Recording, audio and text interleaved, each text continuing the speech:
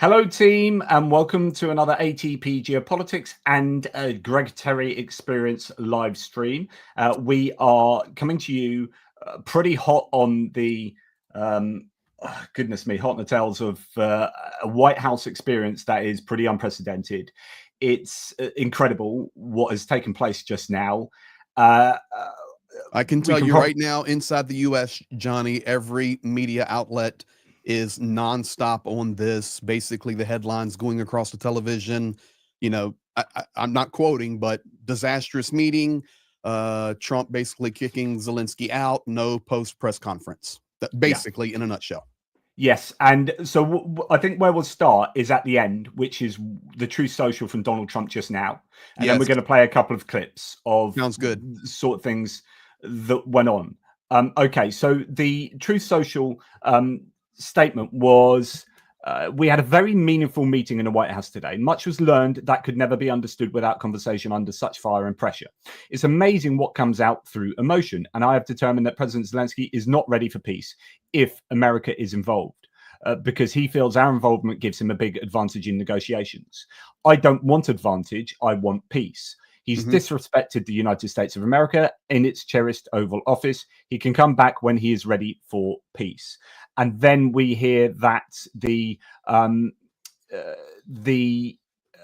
conference afterwards, you know, on the podium and whatnot, that was cancelled, and Zelensky's left the White House early. So, correct. However you look at this, in the short term, this is disastrous. It's disastrous for relations with the US and support. This looks like you can't have peace if we help you. We want peace, therefore we're not going to help you. That's a logic you've just heard from Donald Trump in that Truth Social message, which is disastrous, because in that press conference, actually, before it got heated, Trump admitted that he was going to continue sending weapons to Ukraine. Right. So there was some good stuff that came out of the original, like the first part of that, the talk between the two leaders was all pretty normal. And then it went south. I don't know, Greg, what are your thoughts on that message from Zelensky? And then we'll listen to the most. Well, I was watching everything. Thank you, Johnny. I was watching everything real time. But not only from media perspective, but I was, because the reporters were in the room, of course, but I was also watching Ukrainian responses on certain analysts that I completely support 1,000,000% and follow. I was watching the analysis of different deputies from different parties in the Rada. So I was trying to get an overall big picture of what was happening. And for me, I think actually it goes back to this, and you can say what you want, and maybe we had hoped for. Basically, I believe what the United States, Donald Trump, was hoping for was just come in, let's sign the deal, let's make our agreement for the financial side of this. The security guarantees will be that, you know, eventually there'll be some Americans there working in areas, and Russia would never strike an American or a European business. And of course, I've walked on the rubble of American businesses and European businesses in Kherson and Donetsk and Zaporizhia. That's what I think was being hoped for. But we have to go back a week ago. There is no way that you can go from calling a man a dictator and allowing the people in your circle to call him a dictator. And in 1 week, we've seen the light. And now, hello, Mr. President. No, the truth comes out when you see things like, do you have a suit? Okay, it's just that downplay, looking down the nose, the Putin talking points. Additionally, you know, we can look at it all, but when you are there and you're talking about disrespecting the Oval Office or the White House, let's talk about disrespecting the White House and the Oval Office. I'm an American. Get Elon Musk and his nose-picking children off the White House, out of the White House and out of the Oval Office from wiping their boogers on a sacred presidential desk. Let's do that. Let's get Elon Musk out of cabinet meetings if you want to talk about disrespecting Americana and American government. But that's a topic for a different choice. And I am a red, white, and blue Ronald Reaganite conservative whatever that means nowadays, I don't have any clue, but I can tell you, when you look at a world leader and say you don't have any cards to play, and then he looks back at you and say, I didn't come to play cards, and a camera shot goes over to Makarova, and I know Makarova, the ambassador to Ukraine. I've met her. I know her. She's wonderful. She's crying with her hand in her head, her face in her hand. It was a disaster. You can read this in many different ways. I was watching what JP Lindsley, who is a very kind of MAGA-ish conservative, but really pro-Ukraine, but really wants to get into the mindset of the MAGA people to try and undo that and make them pro-Ukrainian. He said Keir Starmer did a masterclass, and Macron did well. Zelensky was really poor, and he shouldn't have played it like that. So that's one way of looking at it, that actually Zelensky should have known how to play Trump, and you've just got to appease him and genuflect and sort of say wonderful things about him. Yes. May I interject? May I interject? You're missing a point. Oh, no, I'm just saying. That's one. That's that perspective. Okay, so that point is valid.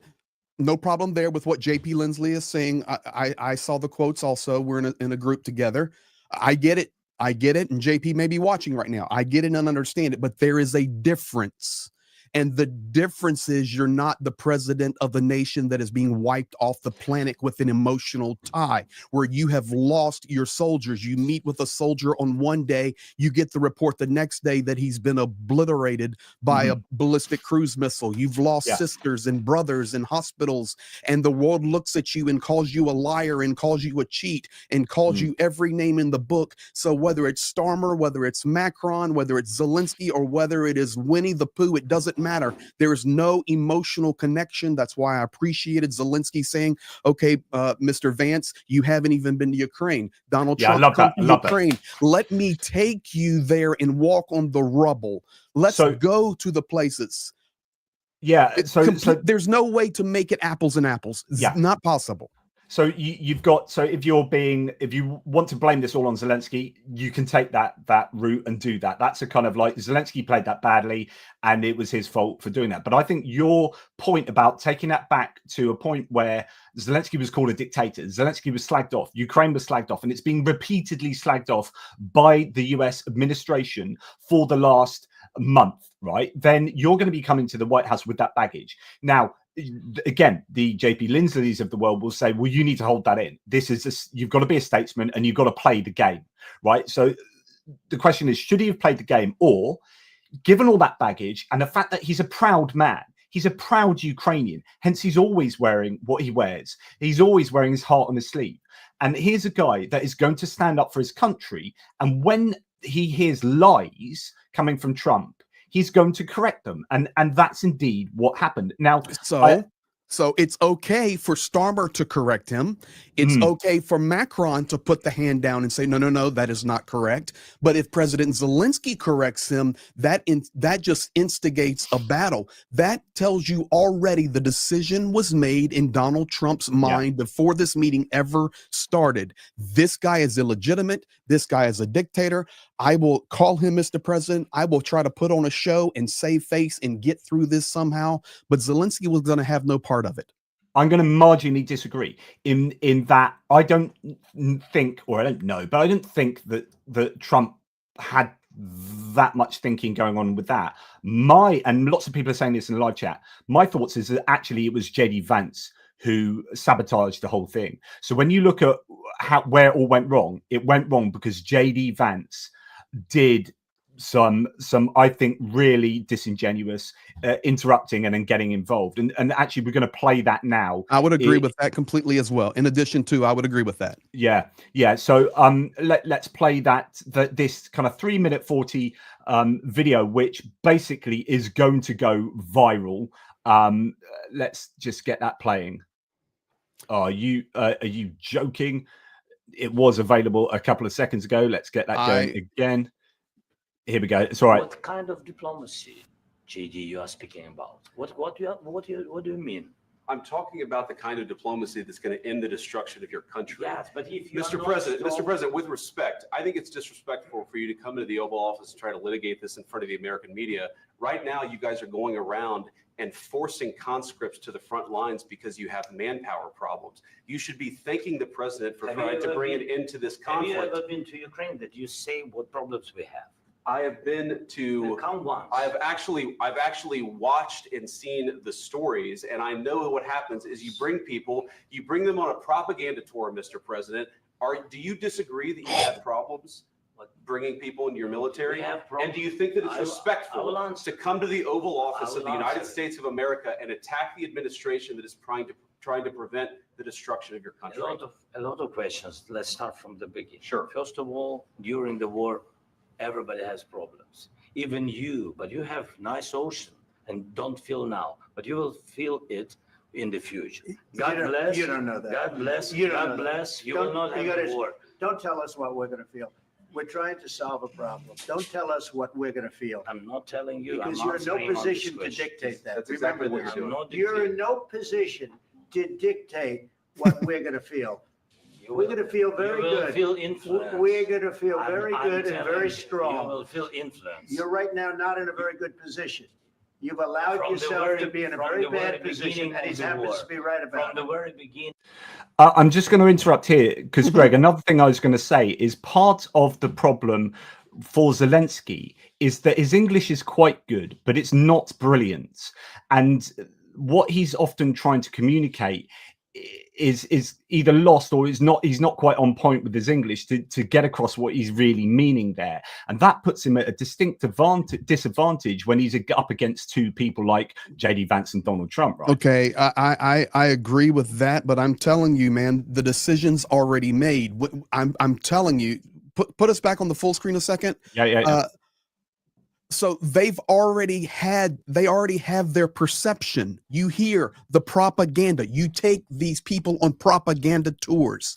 You force conscripts to the front to sacrifice them. These are all lies of the propagandist regime out of the Kremlin. I'm inside Ukraine. You've been inside Ukraine. Do they have mobilization issues? Yes, it is getting better, but are they loading conscripts up on a bus and taking them to the meat grinder like the Russians do? No, they do not. It may not be the level of training that is necessary. The propaganda tours, all of these things that you're hearing, their decisions are already made, and JD Vance goes completely off the rails. Now, there's one thing you need to understand about Ukrainian culture, language or no language. Zelensky was on point with how he wanted to respond. Ukrainians are good analysts. They're good analytical negotiators. They're good at listening to an issue and then responding. I've dealt with this so many times for 27 years working inside Ukraine, whether I'm in a bank office trying to open an account, or I'm somewhere trying to get a document, or we're trying to deliver aid, or we're at a block post checkpoint, or I'm meeting with a deputy, or I'm meeting with a high-ranking military official. When the conversations happen, the English doesn't have to be the best because the analysis is there. And yes, of course, it would have been much better if he had a maybe larger vocabulary and things of that nature. Of course, that could only help. But the reality is he was spot on with what he was trying to communicate, but they wouldn't allow him to communicate it. Yeah. So let's play a little bit more of this then. Of the war. You're not in a good position. You don't have the cards right now. With us, you start having cards. Right now, you don't. You're playing cards. You're playing cards. You're gambling with the lives of millions of people. You're gambling with World War III. You're gambling with World War III. And what you're Stop it right there. Stop it right there. Disrespectful. Yeah. Stop it right there. That's pure Ukrainian. And if there are any Ukrainians in here, they will agree with me. This is how Ukrainians communicate. He is pointing his finger at Zelensky, blaming him that he is the one playing with World War III. Zelensky did not invade Ukraine. Russia invaded Ukraine. Vladimir Putin invaded Ukraine. Ukraine is constantly striking military targets. Russia is striking non-military targets. Russia has partnered with North Korean boots on the ground. And then when you talk about this statement here, I heard Zelensky, and it's just flooding. And I know if there are Ukrainians in here, they're going to understand what I'm saying. He's going to be boiling under. You can tell he's boiling. The way he's saying this, he'll say things like this. When you're a Ukrainian speaker, and you know Russian was his native language, then he learned Ukrainian, and English is solid. He looks at Trump and goes, "What are you talking about?" That's how they respond, because it's not calculating, and the language, the vocabulary is not there. So it is, what are you talking about? This is not. Yeah. We're not even on the same planet. He's not able to do not slippery, but the smooth kind of, maybe Keir Starmer, a lawyer by training, that's going to be able to think about, that's not. He's been in embattled presidents. I know we're trying to be like.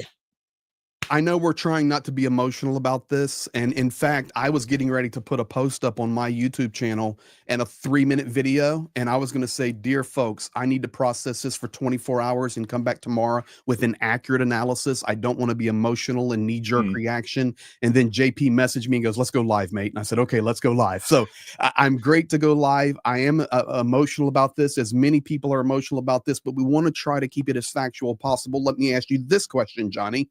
You were President Vladimir Zelensky. You were the president of a war-torn community who 1 week ago you were called a dictator by the man you're sitting across from, the most powerful man in the world.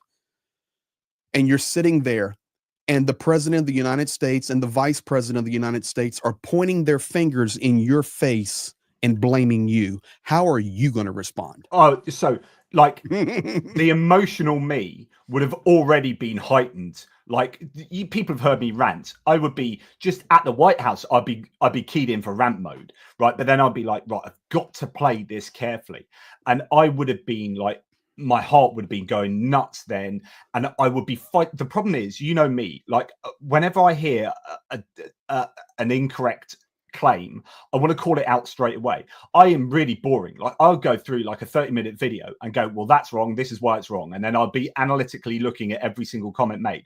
So when Trump does stuff like that, Macron and Starmer were very clever, is they just picked like one thing to take an issue with, but didn't go to town on everything else. I would be wanting to go to town on everything. And of course, that's completely counterproductive unless you are like, right, this is it, I've lost it, so I'm now just going to call everything out. So it depends what my goals were at that given time. Zelensky gets more and more heated, and then you can read his face in the exchange after that. But when Trump was saying things, like, you look at his eyes in his face, and he's like, I don't, what he's like clearly communicating that you're talking absolute BS. But I would be really struggling to hold back, and it would take all of my my character to really reel in what I want to say. And Zelensky, I just think, has let his emotions get the better of him. And the question is that the better of him?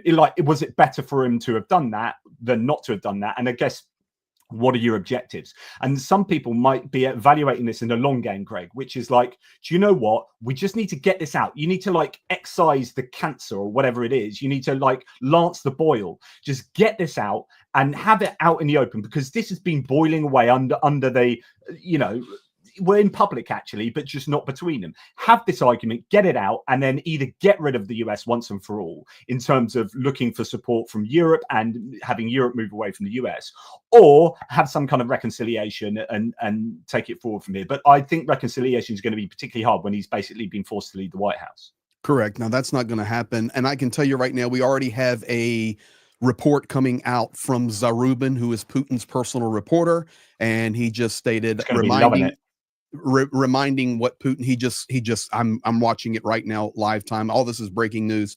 Zarubin coming out with Putin's statement, reminding the world that Zelensky is the toxic individual on the planet.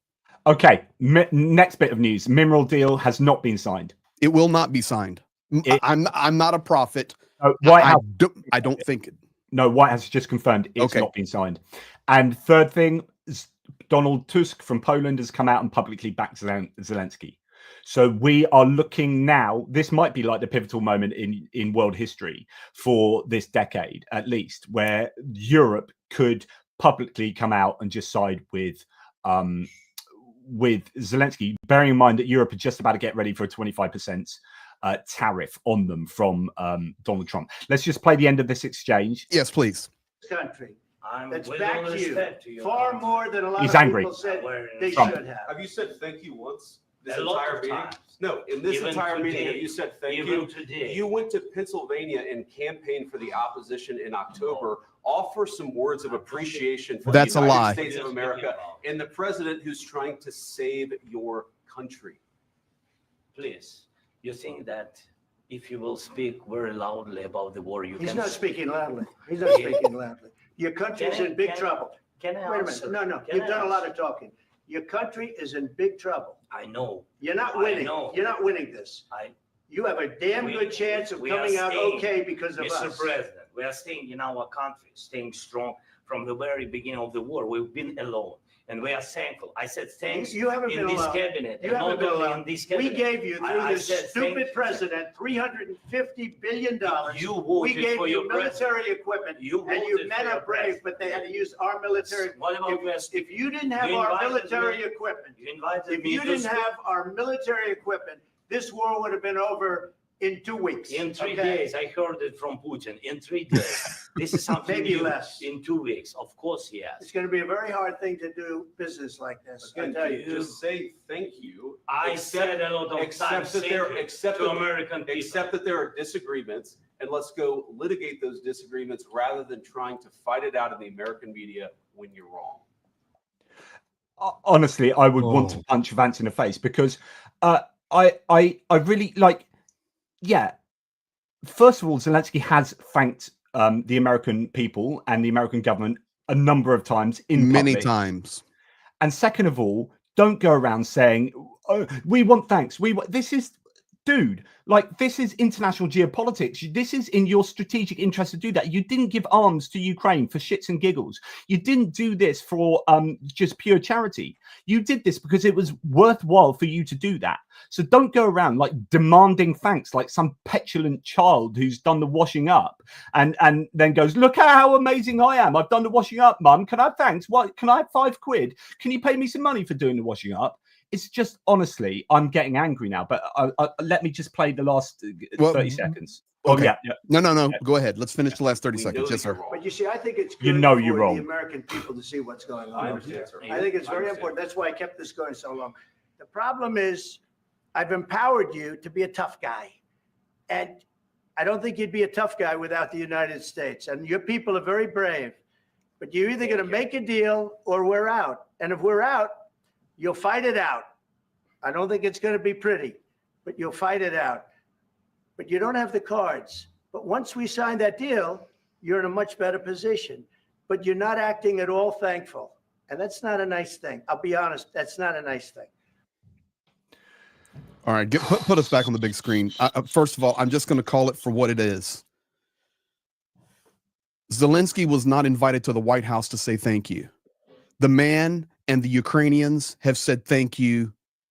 And let's be completely accurate. Tens of thousands of times. Tens of thousands. Ukrainians, the president, the Rada, the pro-Ukrainian community, politicians around the world have said grateful, grateful, thank you, thank you. They were there to discuss the mineral agreement. They were there to have a conversation about how to partner together for the future. The man was attacked. Let's just call it what it is. He was tag teamed by President Donald Trump and by Vice President J.D. Vance. Zelensky never pointed his finger. Both of those guys did.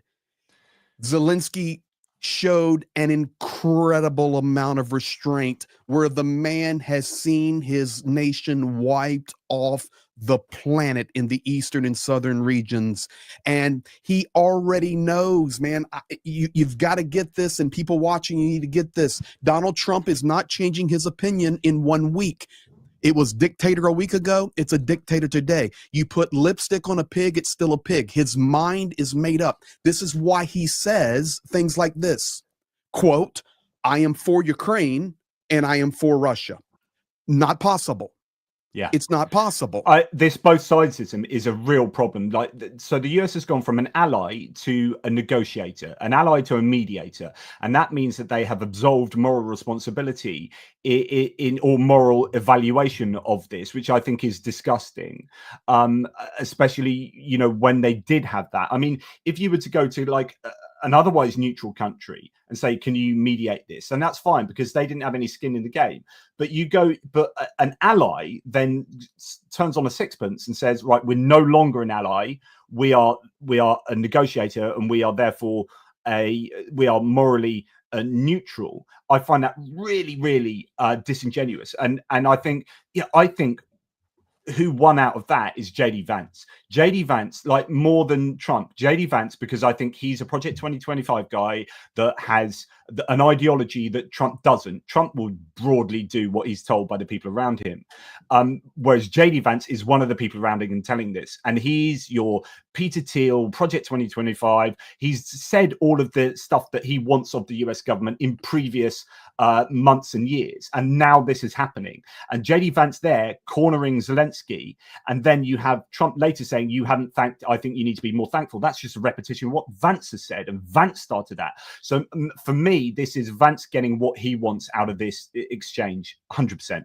Elon Musk tweeting now that Zelensky has destroyed himself in the eyes of the American people. I'm an American, and there's lots of Americans in this chat right now. He's not destroyed himself in. Additionally, as of right now, what I'm seeing, Johnny, is Zelensky will, as of right now, be on the interview with Bret Baier and Fox News. Right, that's a good move. Nice move. Well, I hope it's a nice move. Unless he's blocked or it's stopped. But as of right now, this is this interview is still on at 6 p.m. Eastern, 1 a.m. Ukraine time. Dunk on you. Thank you for the gifted memberships in the super chat. And I'm missing them, guys. We're trying to watch so much live breaking news right now. But thank you all for your support and care. Thank you for being here. We're just trying to help you understand. And I love my country, Johnny. I'm sorry. You love your country. I'm an American. I love my country, but I'm just so ashamed right now of it's difficult. It's difficult. I don't like it when somebody's bullied. And to be quite honest, that's why I started working in Ukraine 27 years ago as a missionary. I started working in Russia 30 years ago. But when the war broke out, I've been full-time YouTube, full-time running aid, full-time translating, full-time doing everything to help Ukraine, because I hate it when bullies just wreak havoc in any situation, whether it's a school or a nation or a global situation. And unfortunately, I feel that what just happened right now was Zelensky was bullied. Yeah, he really was bullied. There's an interesting comment. So Timothy Snyder's picked this comment out. Quote from Donald Trump: Putin went through a hell of a lot with me. As if like, oh, me and Putin have gone through hell. You know, whose side are you on, mate? Like, so it's you kind of know where we're at the moment. What I wanted to do is just play another little clip, if I may. Let's do it. And I'm reading Ukrainian news right now, so you do that, and then I'm getting the latest I can out of Ukraine. Let's keep going. We ended up making the deal, so that changed. Mr. President, what and how do you envision a trilateral summit with President Zelensky and Putin? I don't know, but they don't like each other. I can tell you that. Okay? They do not like each other. This is not a love match. And it's unfortunate. That's why you're in this situation. The United States should not have allowed this to happen. Okay? The United States, run by a man that didn't know much. I'm going to be very nice. Run by an incompetent person, very incompetent person, should never have allowed this to happen. I've stopped wars. I've stopped many wars. My people will tell you, I stopped wars that nobody ever heard about. I stopped wars before they ever started. You can look at some of, I could give you a lot of nations that would tell you right now they were probably going to war. I could tell you right now there's a nation thinking about going to war on something that nobody in this room has ever even heard about. Two smaller nations, but big, still big. And I think I've stopped it. But this should have never happened. Mr. President? About sorry, just a second. About any negotiations. First of all, I want really to tell you, and I think that everybody understands that Ukraine, more than Ukrainians, nobody wants to stop this war. But at the future, any negotiations, it's understandable that two sides of the war, not Russia and the United States, because this is not the war between Russia and the United States. This is war of Russia against Ukraine and Ukrainian people. So these two sides will be at the will be at the negotiation table. Then of course United States, like the strongest partner of the Ukraine, and of course Europe. I think really Europe important. is very important. I want to speak about it with the president. Yes, Europe is very important for us because we really defend Europe for today. All Europeans really recognize that we are defending the line, and they have real life, and our people are dying. That's why they helped us. And also, it's about the NATO. Yes, between NATO. Like the president said, you have big, nice ocean. Yes, between us. But if we will not stay, Russia will go further to Baltics and to Poland, by the way. But first to the Baltics. It's understandable for them because they've been in the USSR. You know, they've been one of the republics of the USSR, and Putin wants to bring them back to his empire. It's a fact. And when he will go there, if we will not stay, you will fight. Your American soldiers, it doesn't matter, do you have ocean or not, your soldiers will fight.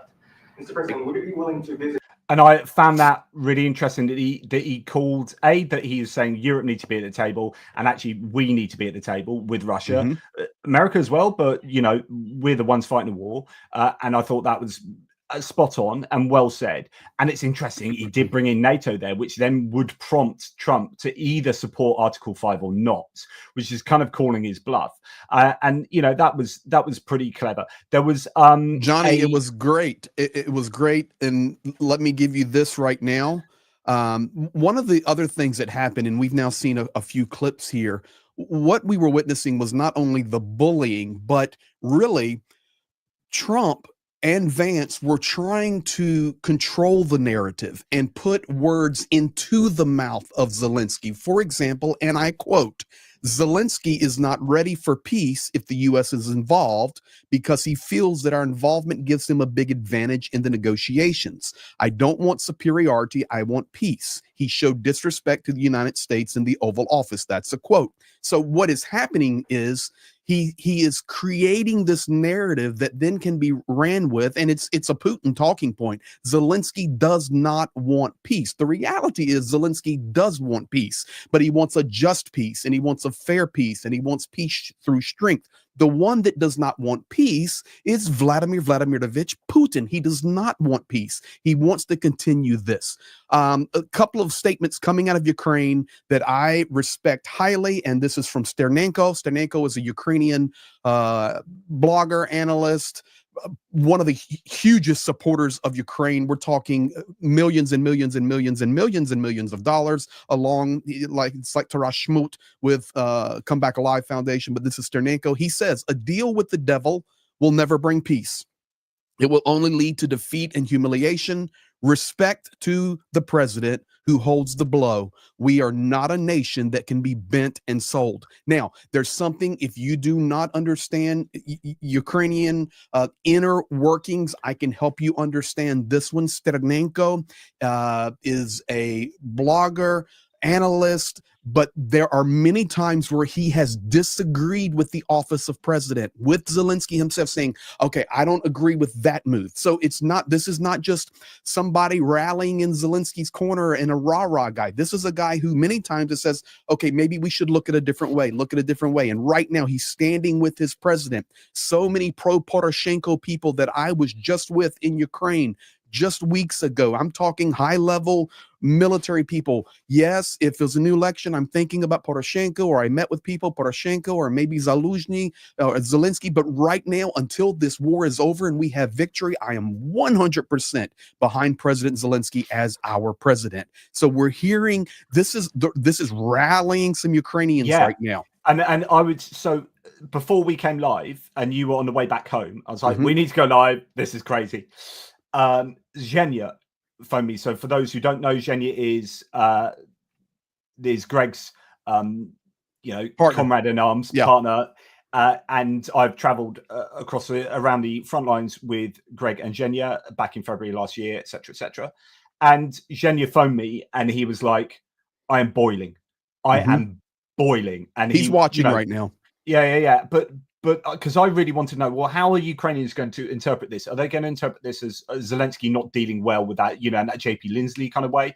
Or are they going to get, rally behind their man and say, right, we're on our own. We've seen where the direction of travel has been for the last month. And it appears that the US has changed. And actually, Zelensky stood up for himself. He stood up for us, etc., etc. And certainly, as far as I could read from Zhenya, he was very much in the latter case there. It's also worth looking at just a couple of quotes I want to show you. There's this one from the interaction, and there was some. I think in another point other than this, Zelensky corrected Trump on again the falsity of Europe not paying as much as us, and we're 350 billion, and he just repeats the same lie over and over, and it's really frustrating. Zelensky says, really, we can help Europe because Europe really helped. President Trump said they offered less support, but they are our friends and very supportive partners. They really gave a lot, Mr. President. Trump said, really? Maybe they did, but they gave much less. Zelensky says, no.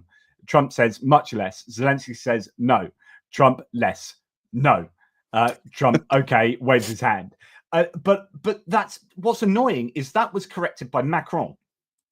And Trump, I think, was exceptionally rude. I talked about this on my video with Macron, because Trump, while Macron was correcting him, Trump went like this, as if to say, yeah, maybe you're right, maybe you're talking bollocks. And then afterwards, he then just repeated the lie as if what Macron had just said. He said, first of all, he said, well, you can believe that if you want. In other words, with another foreign leader, he's just said, you know what that foreign leader's just said? Yeah, it's probably bollocks, right? And you can believe it if you want, but personally, I think it's a load of rubbish. That was insanely rude. No one really called out the rudeness of that, but Trump was being very rude, right? Brother. And then Keir Starmer did exactly the same. He corrected him for the same thing. Like, Trump made the same claim that had been corrected and that he made again. Made it with Starmer. Starmer corrected it, and then made it with Zelensky, and then Zelensky corrected it. Like, come on, mate, do your research. If everyone's telling you you're wrong, maybe have a look and see whether you are indeed actually right. And Johnny, the last, yes. No, sorry to interrupt. Yeah. Go ahead.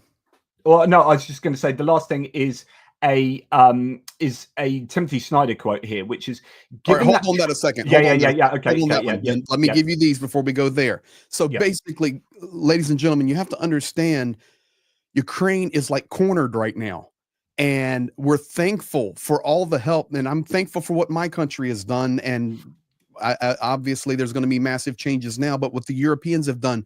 But this is like, I don't want to, use somebody else's famous quote, but this is going to end up being a day that lives in infamy, because we're going to see a division of the world today that we've been talking about. European Union is going to stand up because they're already doing it. Donald Tusk, you said earlier, came out supporting. Okay. Now we have Macron stating Russia is an aggressor and we must respect those who are fighting from the beginning. That's Macron. We also have Merz. Europe will not betray Ukraine, period.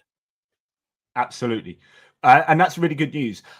Just on what Timothy Snyder said,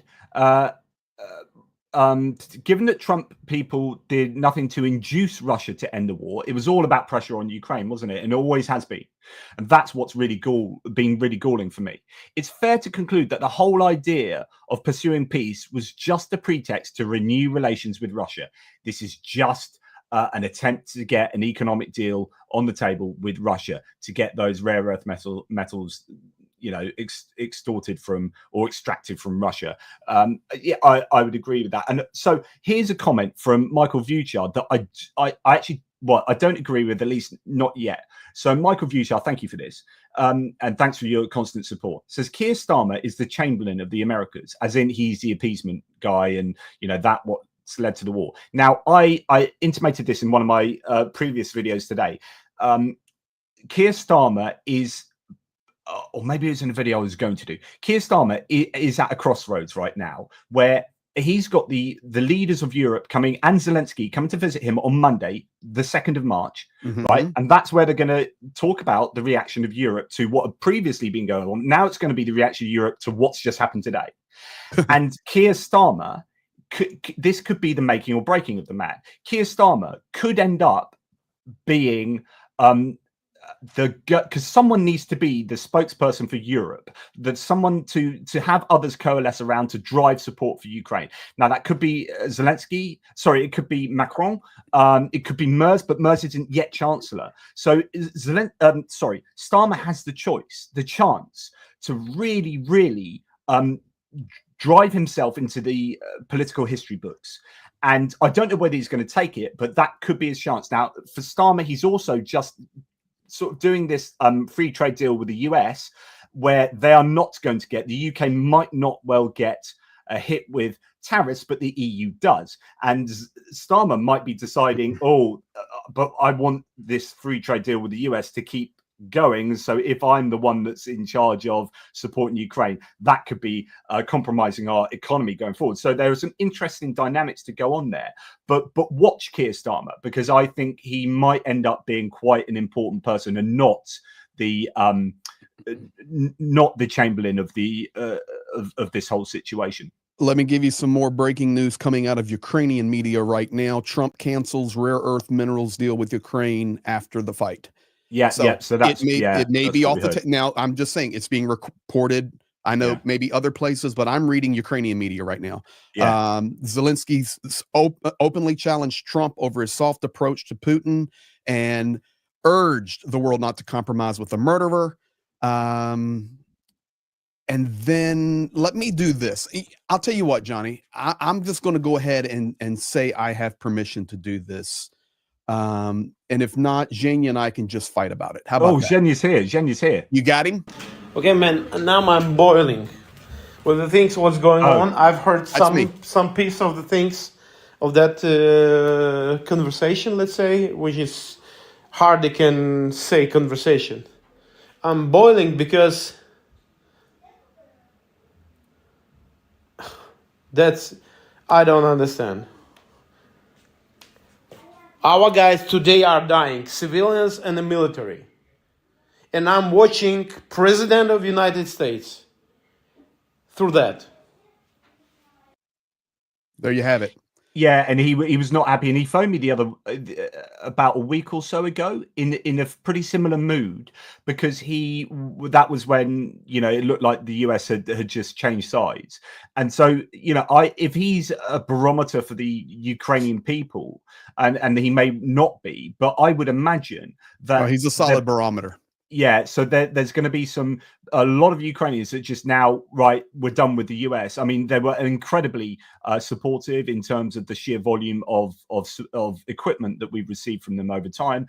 But now we've just got to cut our losses. And then we're starting to talk about this division of the world, this age of empires, where the US appears to be aligning with Russia more than Ukraine. And the EU becomes the enemy of the US, which actually fits in with what JD Vance and Trump have always wanted, which is that's why they're supporting Romania, the nationalists in Romania, AfD in Germany, Rassemblement National in France, etc., is because they want Euroscepticism to take hold and the EU to fall apart. That is exactly what Trump wants. He's wanted that before. He sees the EU not as an ally, but as a competitor, and in a zero-sum game approach to the world. If they're a competitor, then their gain is our loss. Rather than if they're an ally, we can positive-sum game. We can both win from this. No, he sees the EU as a competitor. And so therefore, the US has pivoted to side with Russia against the EU. And you're seeing that from Elon Musk. You're seeing that from JD Vance. And you're seeing that from Donald Trump. Donald Trump said last night, and this was a lie, he said the EU was created to screw the US over. And that is not historically true. But watch this, because now we have a situation where the EU is probably going to have to circle the wagons. March 2nd will be one of the most important meetings in recent history, and Zelensky will be there, and hopefully those wagons will be circled, and Europe will stand united with Ukraine, but the US is going to be on on a different side going forward. And there's probably a lot riding on the Fox News interview as well if that goes ahead. Yeah, and it'll be interesting. Actually, I'm reading the White House official report now to Fox, and these are just their bullet points. Trump kicked out Zelensky. He did not walk off on his own. Rare mineral deal was not signed.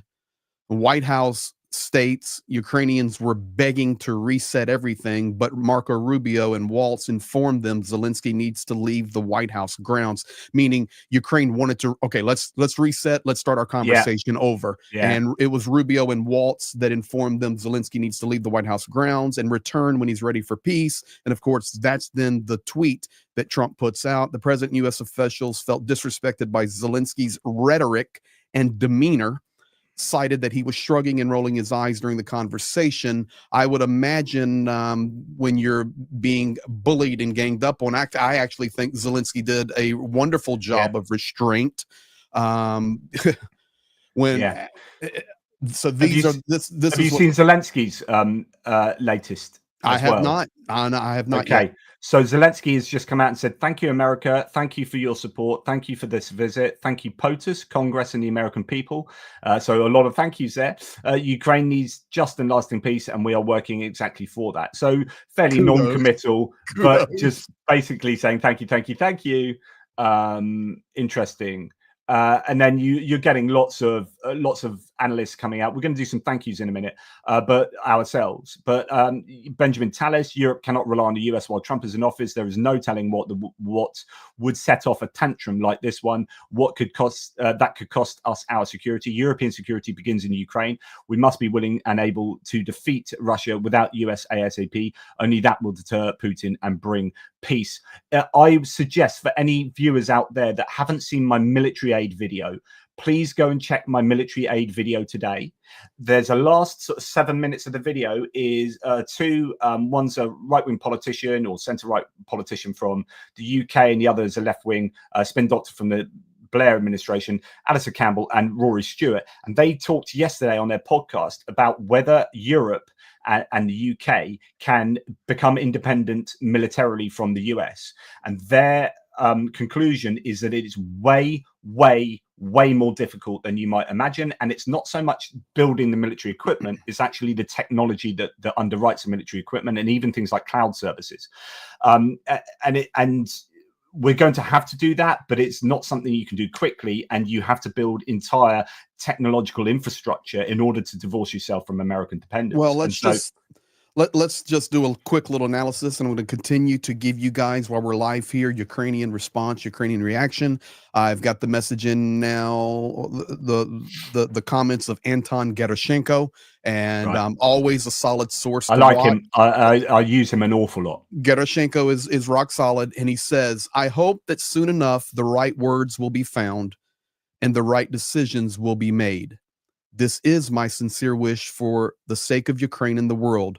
President Zelensky defends the interest of Ukraine and Ukrainians. So it's like when I was watching all of this, I literally was going to put up a 3-minute video and say, guys, I want to process all of this, get it logical, get it organized. But this live we're having, Johnny, is way better than that, because we're getting the real time. Because honestly, it's like you don't even know what to say. I can't even believe what I just witnessed. The interaction, the conversations, the threats.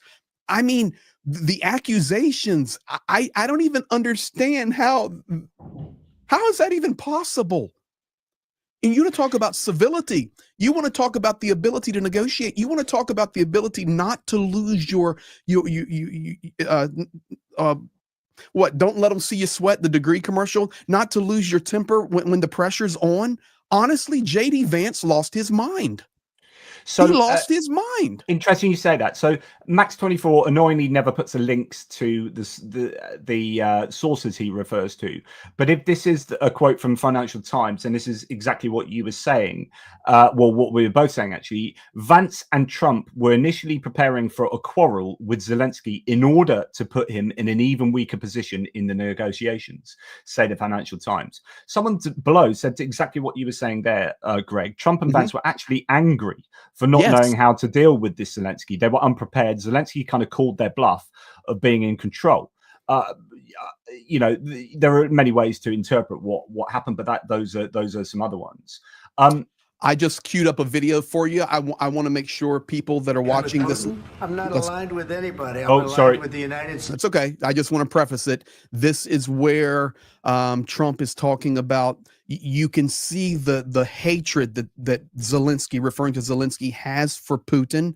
And I can't make a deal with that. I can't negotiate with that. You see, it's already putting the onus on. You have to look beyond just the statement, and then what is going to be the meaning behind the statement, or what then goes in lines 2, 3, and 4. So lines 2, 3, and 4 right now is, this man hates Putin, and I can't negotiate with because of the hatred this guy has. And you can see Zelensky, look at him, eyes opens. This will be what they're referring to as the rolling of the eyes and the bad reactions. What are you supposed to do when the man is telling you, speaking for you, it would be like, Johnny, I say, you know what? I just know you hate Jonathan Fink. I know you hate Jonathan Fink, right?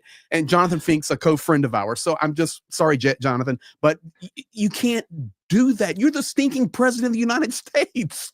So play this. Yeah. I'm not aligned with Putin. I'm not aligned with anybody. I'm aligned with the United States of America, and for the good of the world. I'm aligned with the world. And I want to get this thing over with. You see the hatred he's got for Putin. It's very tough for me to make a deal with that kind of hate. He's got tremendous hatred. And I understand that, but I can tell you the other side isn't exactly in love with, him either. So it's not a question of alignment. I'm aligned with the world. I want to get the thing set. I'm aligned with Europe. I want to see if we can get this thing done. You want me to be tough? He's not aligned with Europe. He's not aligned with Europe. That'd be so tough, but you're never going to get a deal that way. So that's the way it goes.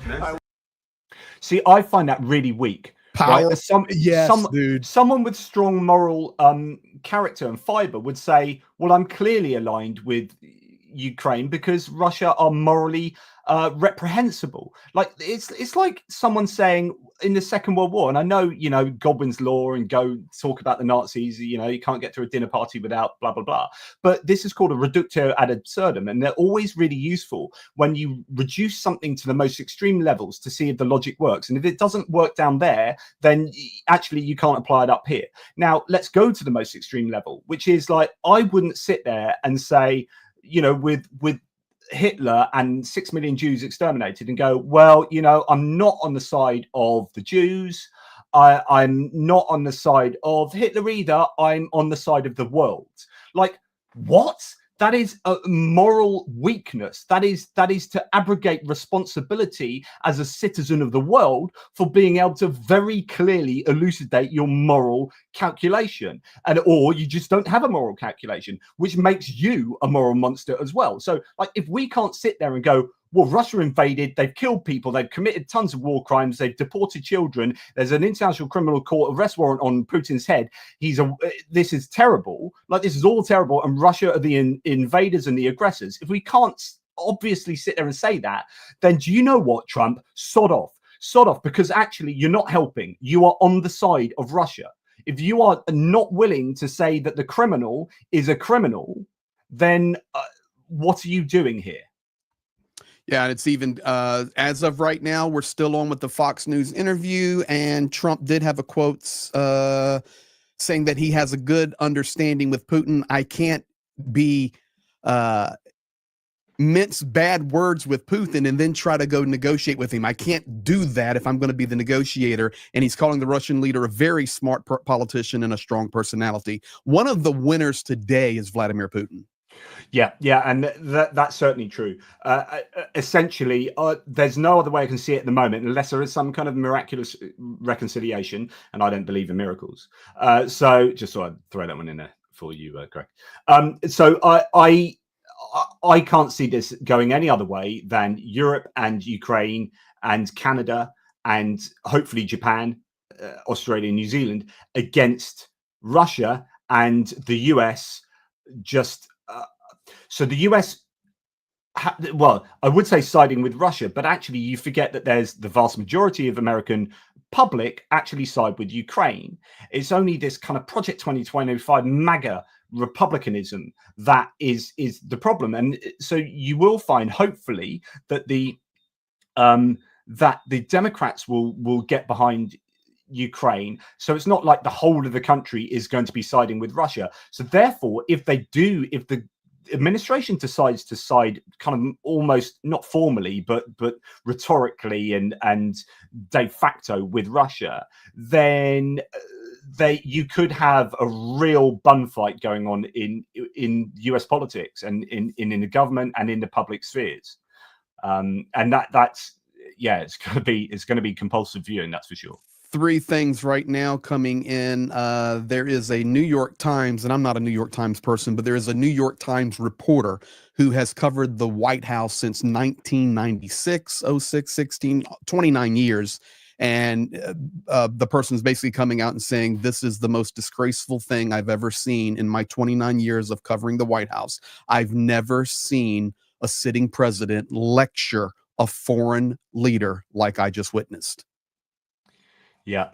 Yeah. And 2 things, interview still on as of now, and Ukrainian news reporting that as long as Zelensky remains in the United States, there will always be a physical chance that he and Trump could reconnect again. So until wheels up, no closing that door yet. So that's what Ukraine is saying.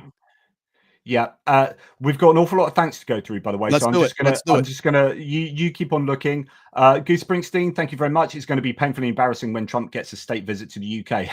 Yeah, well, goodness me. I would love to see King Charles rescind that personally, but there you go. Thank you, Goose. Kevin Forst, always a great supporter. Thanks, mate. Gifting 5 ATP Geopolitics memberships. Johnny Nedregard, thank you for your Norwegian love to Greg Terry. Yes. And Petra Olsen as well. We love Ukraine. Non-smoking initiative. Love. Absolutely. Thank you, Richard Bennett. Superb gifting yourself as well. And Michael Vujard. Thank you, as I said earlier, such a great supporter. Darren Vaughan, never seen anything like that. Studied history and international relations. Every rule book has been broken today. This is a historic day, actually, Darren, and I think you're right there. But thank you very much for your super chat.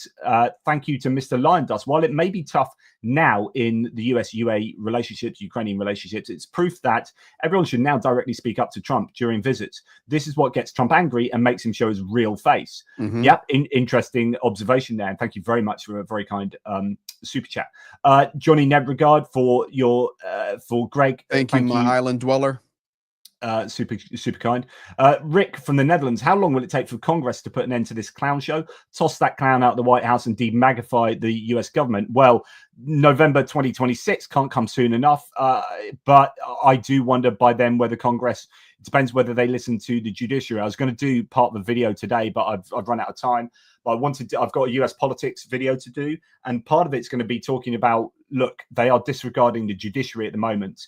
If they start disregarding the SCOTUS Supreme Court, then you've got a Republican crisis there, and they could do that. And if they start ignoring the law whilst being in control of the law enforcement, i.e. FBI, CIA, then actually Congress becomes somewhat impotent. Now you can say, well, stop that ridiculous fear mongering. That's never going to happen to the US. They are removing the checks and balances as we speak, and they have been for a month, and they've been doing it very successfully. They are sacking people and they're breaking the law, and they are ignoring the judges that have told them they're breaking the law. And it seems a natural continuation of that trend for them to remove further checks and balances. And it's very, very interesting that you start seeing the US become more like Russia and less like Ukraine, rather ironically. So anyway, that's my doom and gloom evaluation. So Dunk on you. Thank you. It's also one of my moderators. Thank you. Him and Blonde Bombshell in there rolling. Thank you, guys. It's a mess, he says. Yep. Slava Ukraini, and also then gifts 10 Greg Terry membership. So super generous from Donk on you. And Johnny Ned Regard over at ATP now. So thank you, my good man. Want to borrow some hair to pull. Ouch. That hurts, Johnny. That hurts. I'm growing it out from the sides, mate. I'm going to take these off and slap them up there, and then jobs are good. Thanks, Johnny. Appreciate that, mate. Mark Biscu from Canada, a Ukrainian there. I've never heard Trump or Vance or Rubio speak in that tone to or about Putin. That speaks volumes. Exactly. Great comment. What I've been saying for months is that they criticize, and Timothy Snyder was saying this, they're asking Ukraine to do all this. They criticize Ukraine. They call Zelensky a dictator, but they don't say anything about Putin ever. Like, there's never any criticism of Putin or any demands of Putin. Now, this is the big thing today, Greg, is after all that, what we had heard, and some people connected this to Starmer's visit, we had heard that they were going to keep the sanctions on Russia for another year. That was one of the biggest bits of news from the last month, full stop. Yes. I've long said that, military aid, you can mitigate that because Europe can help somewhat with military aid. Yes, we can help somewhat with sanctions, but actually the importance of the US is more in sanctions than in military aid, in my opinion. And if they lift the sanctions, then it is game over because Russia get back their economy and their ability to buy more stuff and to survive and to prosecute the war for longer.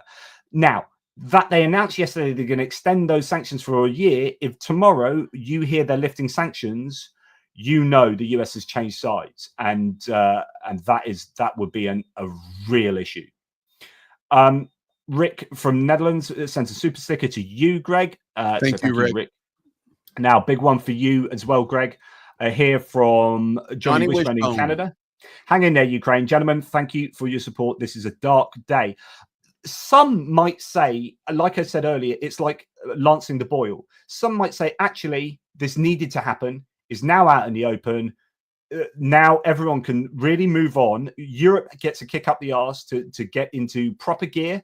They need to move into sixth gear now and then start delivering for Ukraine, and then realizing that the US is no longer the ally they once thought it was.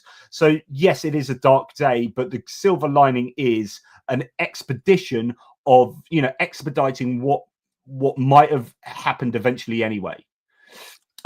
Ex-Penguin, thank you very much, mate. In the White House, and what a beautiful NAFO patch you got there, my friend. In the White House, Zelensky, Trump, and J.D. Vance's actions resembled a mob shakedown, demanding respect without earning it. Wow, great statement there. I agree with that. You will never find a more wretched hive of scum and villainy. Thank you for a Star Wars reference. Absolutely brilliant, Obi-Wan Kenobi. Appreciate that, my good man. Thank you. It is indeed. The White House was indeed a hive of scum and villainy today. Sugar Cube Fund, Harum Slava. That's Upchuk313 for you. Ida for you as well with a super sticker, some Norwegian love there. Ida. And some Swiss frankage. T-Rex, that's for me. Thank you very much, T-Rex. Appreciate that super sticker. And we have Tahir, thank you, from Norway. Europe must set up for Ukraine. Yes, this will be existential. Tahir from Oslo. I appreciate, Tahir, you have been such a long-term supporter. And yeah, very much agree with that. As I was saying earlier, this is the historical moment. The world changed today, and it had to happen. I'm in agreement with you, Johnny, because for me, the proof was in the pudding for me. Probably months ago, with just, being an American and hearing certain things, even on the campaign trail, and then early on in the transition in the first 100 days here with President Trump and Vance, I could hear nuances and understand what was actually going to happen. And today, the Band-Aid's ripped off. You said the boil is Lance. It's now open and exposed. But I really felt all along that Trump has been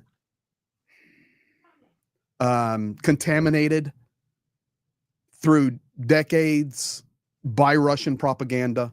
And it's not conspiracy. I'm not saying he was trained up and raised as a bot and all this mess. I'm just saying they're contaminated. And I know that there is a large portion in DC that is contaminated by the propaganda. I remind you, Russia's been fighting this since the late 50s, and the world was too slow to catch up on it. So there was the contamination there. So I'm not really, I'm so ashamed and embarrassed that that is how the president and the vice president of the United States would behave on a global stage when every eyeball around the globe was going to watch that? What a shocking display of lack of decency and lack of respect for a war-torn president and leader. Even if you disagree with him, you never point your finger, you never raise your voice, you never correct in public, you find ways to creatively communicate, and all of that went out the window. So today, for me, is the turning point. It's a chapter that closes, another chapter will open. This chapter will now raise all types of questions, whether it be mineral agreement, whether it happens or not. What about all the Patriot batteries that are sitting around Ukraine? Do those supplies stop now? What about the HIMARS? Exactly, because if the Patriots are gone, ballistic missiles will be flying like crazy. I would not be surprised if there's a big attack tonight. It just wouldn't be surprising, because right now we're talking about Putin really hoping that there will be a capitulation in Ukraine. That's what he's going for and hoping for. But all of these things are happening. But what we're seeing positively is all the European nations standing with Ukraine, Ukrainians rallying, Ukrainians saying, hold on, that's enough. Now you're disrespecting us. Now you're disrespecting our president. Now you're lying about us. That's way out of line. And these powerful European leaders, whether it's UK, Germany, if it's Merz who's going to be the chancellor, I don't understand German politics, but I believe he will be.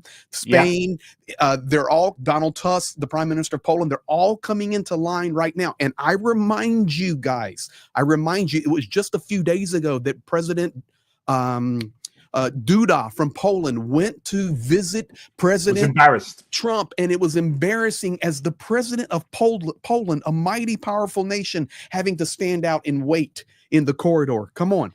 An hour and a half. These things were already being communicated, in my opinion, and now we're just seeing it unfold. Have you seen Dmitry Medvedev's response? No, I haven't. Okay, let me show you that. That is tells you everything. The insolent pig finally got a proper slap down in the Oval Office, and Donald Trump is right. The Kiev regime is gambling with World War III. And of course, that's what he's going to say. Shashank Joshi from The Economist, defense correspondent, says London summit on Sunday so is all the more urgent. Oh, it's not Monday, it's Sunday. That's the second. Yes. Keep pressing Trump on guarantees, even if prospect is fading. Do all that's possible to avoid Trump blaming Ukraine and or Europe for a no deal, but no alternative to rearmament in every scenario. Prepare to keep Ukraine armed to the best possible degree, e.g. what can South Korea and Turkey sell. Really interesting. And the hope is for like Patriot missiles is that you appeal to the economist in Trump, if there is one, which is, why would you not want to sell stuff to Ukraine? So at the very least, sell those Patriot interceptors. Let me ask you a question. Do you trust Donald Trump? No. Okay. Not at all.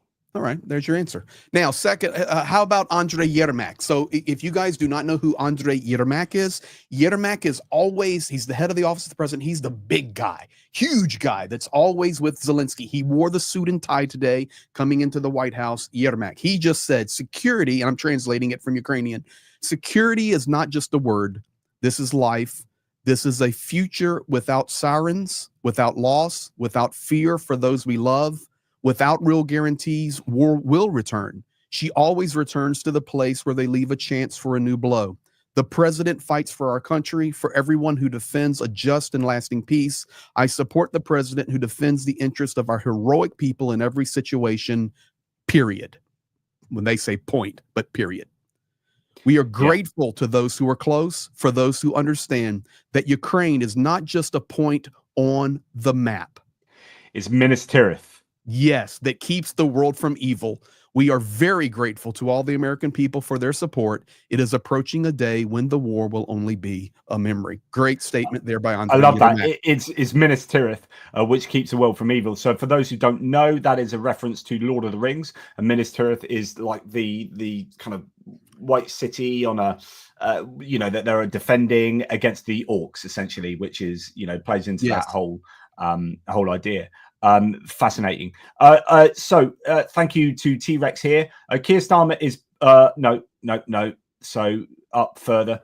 I've got ahead of myself. Keep going, here. and I'll keep watching Ukrainian But news. sirs, is the so I don't know. This sounds like not quite fully supportive of Ukraine. Is the situation improving for Ukraine? Look at the trend since 2022. Every day Ukrainians are dying. Yeah, and every day Russians are dying, and the Russians invaded Ukraine. And the situation, I find it quite interesting because I don't think a rushed ceasefire benefits Ukraine at all. So I agree. Any kind of peace deal actually in the next 6 months will not benefit Ukraine.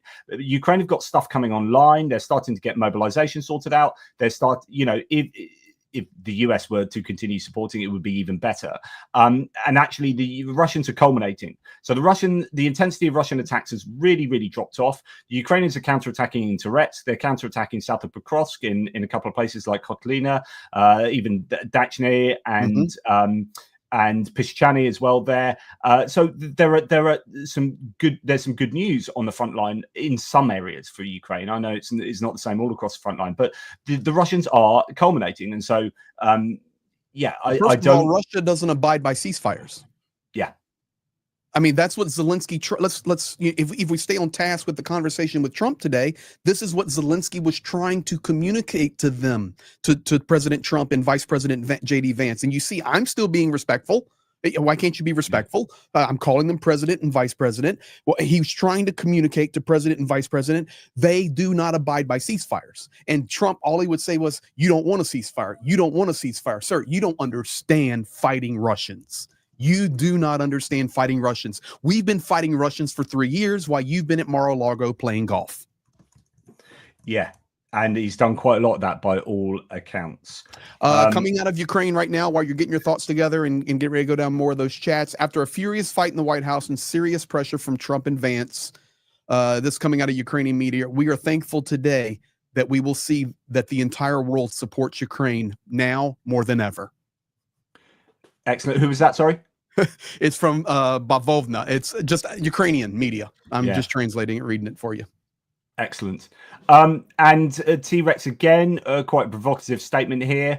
Keir Starmer is putting people in jail for hate speech. I mean, that's taking the conversation into a different place, and go and look at the details of that, please. But thank you for the super chat. Rick from Netherlands says, how often does a man blame others for driving on the wrong side of the road before realizing it is him being a wrong side driver? Absolutely, Rick. And by the way, it's all of Europe that drive on the wrong side, just in case you're wondering, but it's a good point. And America as well. It's only, Japan, UK, and people of once of our empire that have got it right. Anyway, Renegade Chungus says, let the anger turn into resolve. Let's double down. Absolutely agree with that. This minute, Aussie Rob, thank you for gifting 20 ATP geopolitics. That's incredibly generous. Thank you also, Aussie Rob. But let me tell you right now, guys, drone attacks coming out of Ukraine are heading to Moscow, Smolensk, Lipetsk, Volgograd, Saratov, Tambov, Ryazan, Rostov, Bryansk, and Tver. I wonder whether they were kind of wondering whether this could take place. Yes. Right. Yeah. Interesting. So, Aussie Rob, thank you for that. It's insanely generous. It really is. Zoe Blackmore, sorry, Greg, Europe needs to boycott the US. There is a lot to talk about that, and you'll probably find that will happen when the tariffs go on. There will be a trade war. Don't apologize to me. I'm whatever needs to happen. And I'll tell you what, in answer to that, there's going to be a trade war with Canada as well, because he's going to slap tariffs on Canada, and Canada needs to join the EU immediately, says Lynn S. She's gifting that to you. And yeah, you are going to see Canada get much closer to Europe and much further away from the US. The US might well isolate itself. Then the hope for, and this sounds horrible, but the hope for correcting Trump would be some kind of American economic not collapse, but economic disaster, recession. If that's brought on by a trade war with basically everyone in the world, and not dealing with inflationary things, you're not going to help with eggs. You're then going to be deporting lots of potentially low wage workers. That's going to be inflationary, or not even necessarily low wage, etc., etc.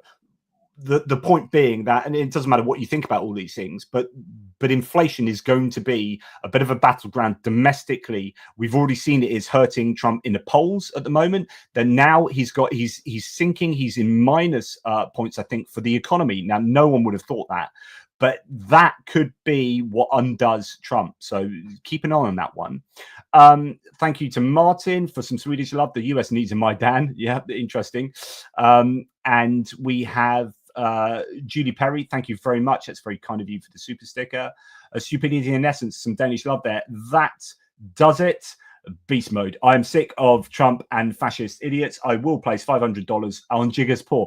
Thank you very much there. That's really important. We are running a campaign fundraiser at the moment. We're almost at our target. We may extend the target. I'm in talks about that. So thank you, Stupidity in essence. Yep, you're going to hit me with something. Joseph Borrell. Tallis, I just put it down there for you to share his comment. Okay, so Trump and so Joseph Borrell is really important in the EU. Trump and Vance just put on a disgraceful show. I'm ashamed of that behavior. The US deserves something better. The free world must support Ukraine.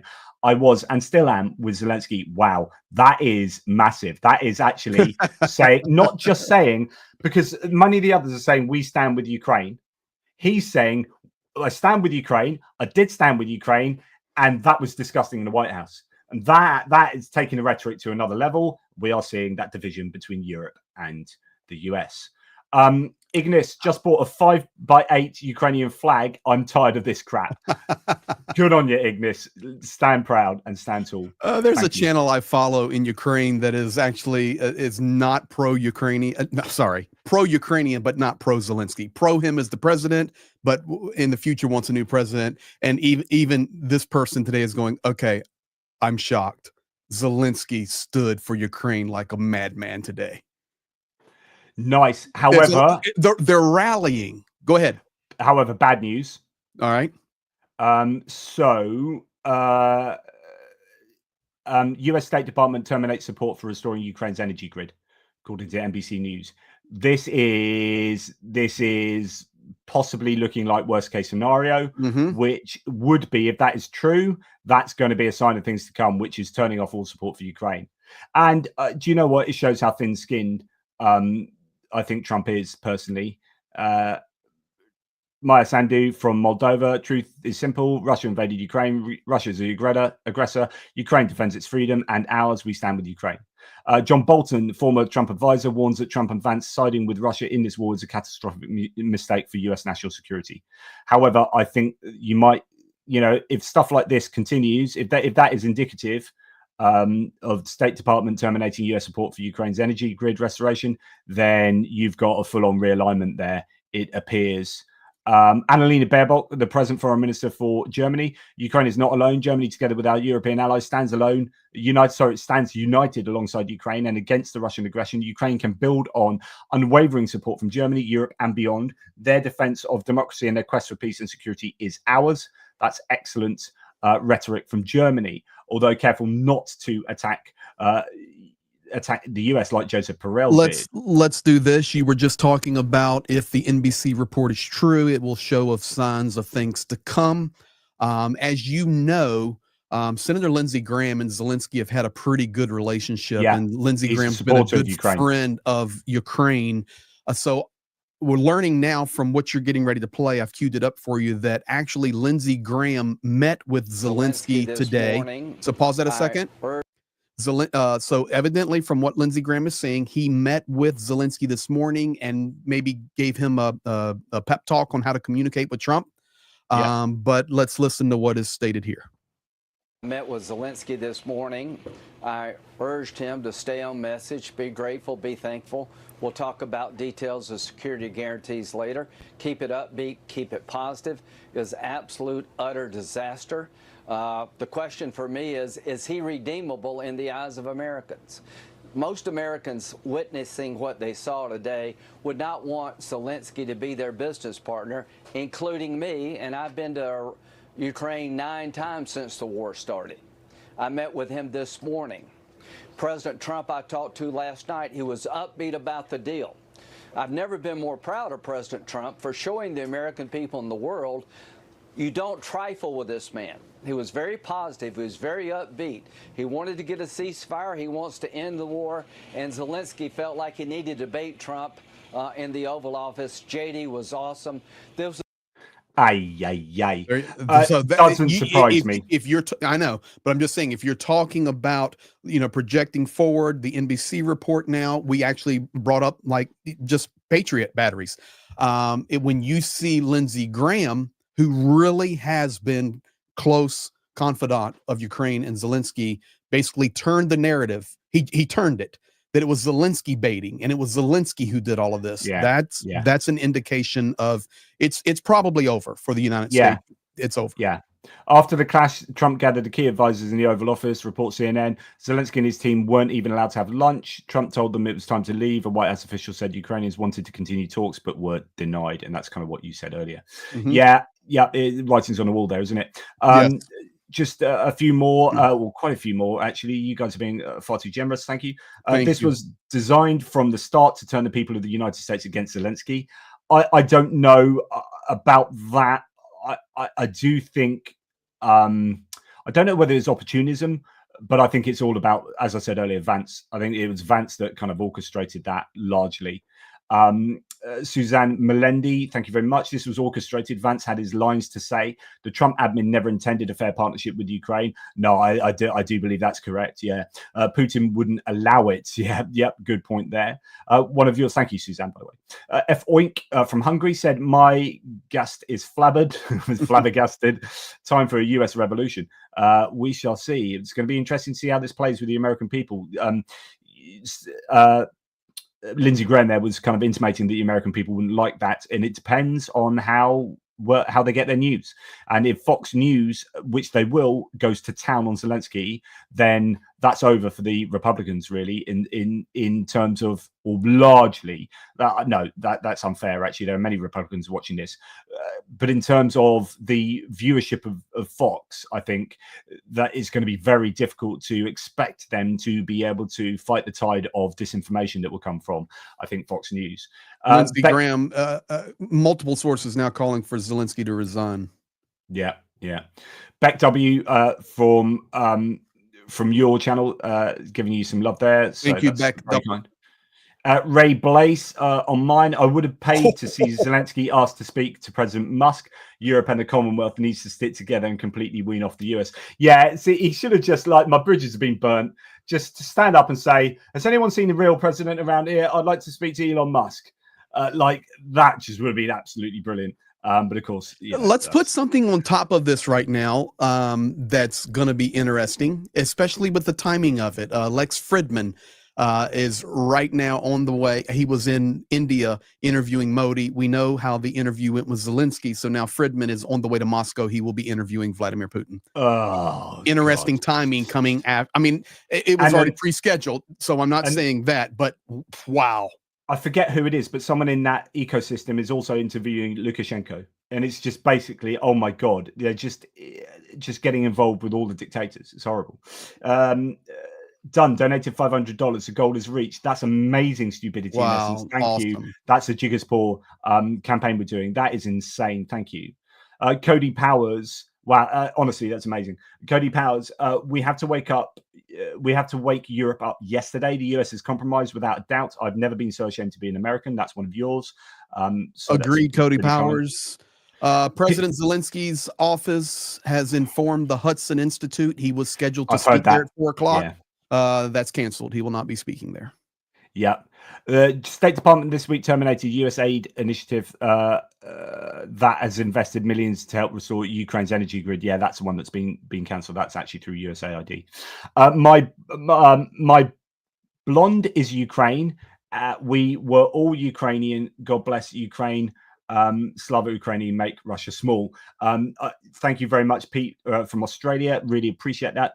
Oh, mate, absolute ripper there, mate. Really, really appreciate your support. Look, Australia, they're awesome. Just keep going there, guys. That's very poor, thank you. Right, Alistair Fitchy. Let's see what happens when the 100-day honeymoon is over. Yeah. Let's see indeed. I mean, he's actually, interestingly, Trump has the lowest approval ratings of any president at this stage of the presidency in the history of America. Coming in with a John Bolton for you. Yeah. Coming right now. Go ahead and get Thank Rob you, Gannon there. Rob Gannon, really appreciate that. That's very kind of you. Thanks, Rob. Bigly. All right. John Bolton, there you go. You can present that. Trump and Vance have declared themselves to be on Russia's side in the Russo-Ukraine war. This is a catastrophic mistake for America's national security. And let's be clear, Trump and Vance now personally own that policy. It is not the view of majority of Americans of either or no political party. I completely agree with that.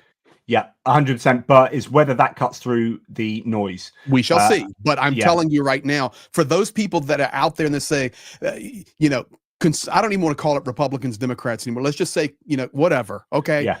Call it Republicans for just speaking right now. They don't support Ukraine. Baloney. We've raised hundreds of thousands of dollars from Republicans who support Ukraine. They are out there. So Bolton's comment is accurate there. Let's see if it cuts through the noise, as you say.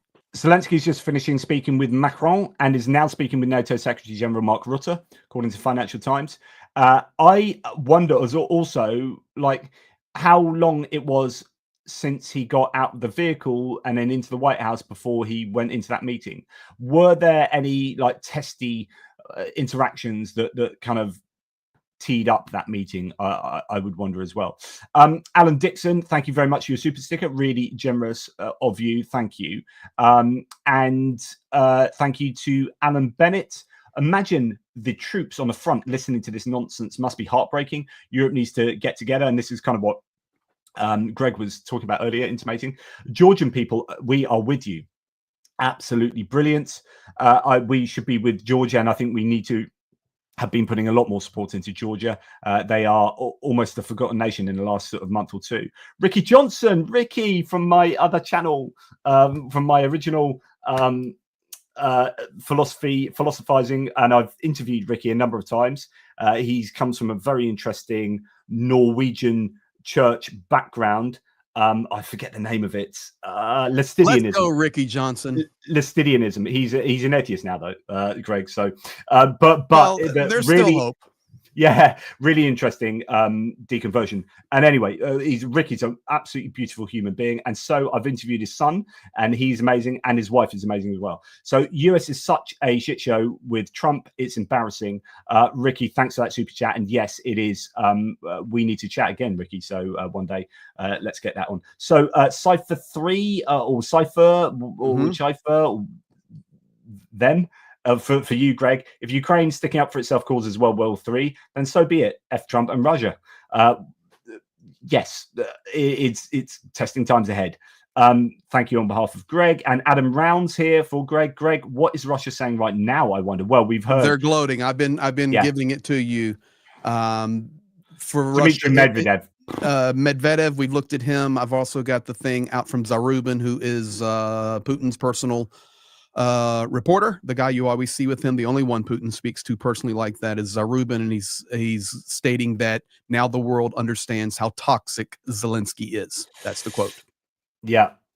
Friedrich Merz has come out and said we stand with Ukraine in good and in testing times. We must never confuse aggressor with a victim in this terrible war. Yep. Michael Vujard, really great question. The bigger question now is where the China shoe drops. It is pretty clear that there are no limits, that the no limits friendship is really being tested as going to be one to watch. Another thing, we're going to be watching an awful lot, aren't we?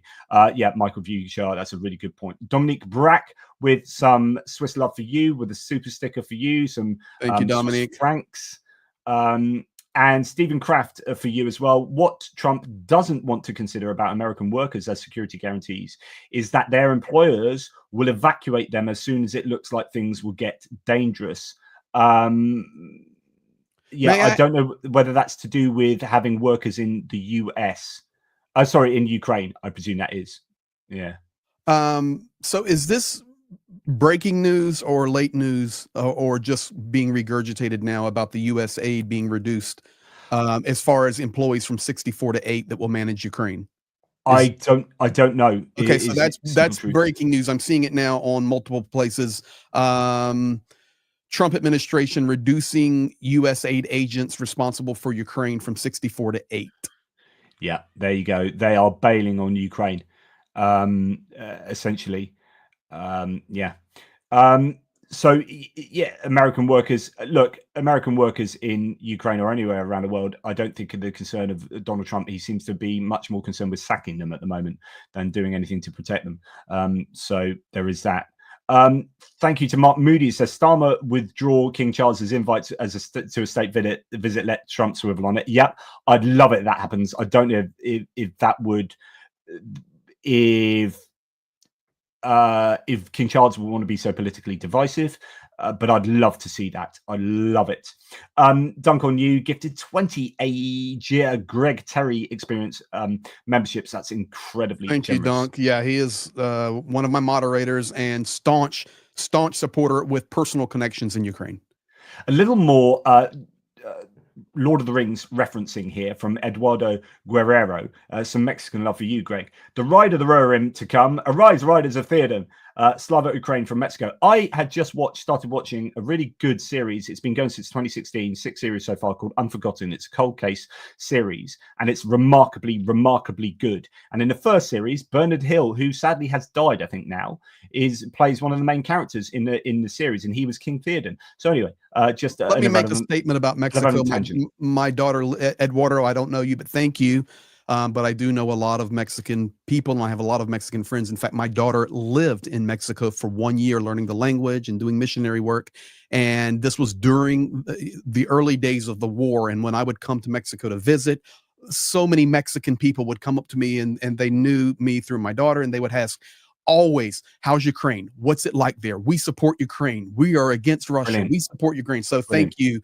A lot of support in Mexico for Ukraine. And one of yours as well, Lil Miz, says from the UK, so it gives you some super sticker love there. Quid. And Dunk on You again. I will support Ukraine until I die. Slava Ukraini. We could almost have you on a football terraces there. I'm Pompey till I die. I'm Pompey. I know. I'm sure I am Pompey till I die. Portsmouth, actually, in that particular chant. Anyway, whatever. You don't want to know that. Michelle Esquera with $10 for you. Greg, I can't stop crying. I don't want to live in the US anymore. Thank you, and to you, Greg, and JP for being here for us. God bless. You're very welcome. Thank you for supporting. You're very welcome, Johnny. A couple of days ago, I put a video up and it got quite a bit of traction with Bernie Sanders. Yes, it's a great video. If it's the one I'm thinking. Yes, but he just put out a statement. Let me make sure I'm grabbing the right one here. There you go. It should be Bernie. Yep. Okay. I've just got another one to show you as well. Yep. Let's go for Trump berates Zelensky, the leader of a Democratic. See, that's how I saw it. I saw it, and I'm not a Bernie guy. Okay. But I'm so supportive of what Bernie has been saying in regard to Ukraine. And this is a good human. He's a good human. As an American, watching Americans, Trump and Vance, speak native American English. Okay, not the Queen's English, Johnny's perfect English. Just watching it, in my opinion, they were berating him. They were attacking him. Sanders seeing it. Trump berates Zelensky, the leader of a democratic country, courageously fighting Russian imperialism while he allies himself with Putin, a dictator who started the bloodiest European war in 80 years. Sorry, President Trump, we believe in democracy, not authoritarianism. Kudos. Absolutely. Yeah, completely agree with that. And Edward Hunter Christie says, of course, it was an ambush. It's not for nothing that clashes like these are almost never seen in public, but baiting, lying to, and arm twisting the leader of a country fighting for survival will do the trick. God knows how they treated Zelensky before the cameras came in. That's kind of what I was saying previously. And I wonder if he was, high anxiety there. Anyway, thank you very much. Thank you to Dan. Sorry, there's so many, but there are many thanks. Trump thinks he's stopping World War III, but he's making it more likely by not supporting allies. Good. Keep up the good work, gentlemen. Thank you, Dan, for that New Zealand. Oh, choice, mate. Oh, awesome. Hey, cuz. Oh, nice one, bro. Really appreciate that.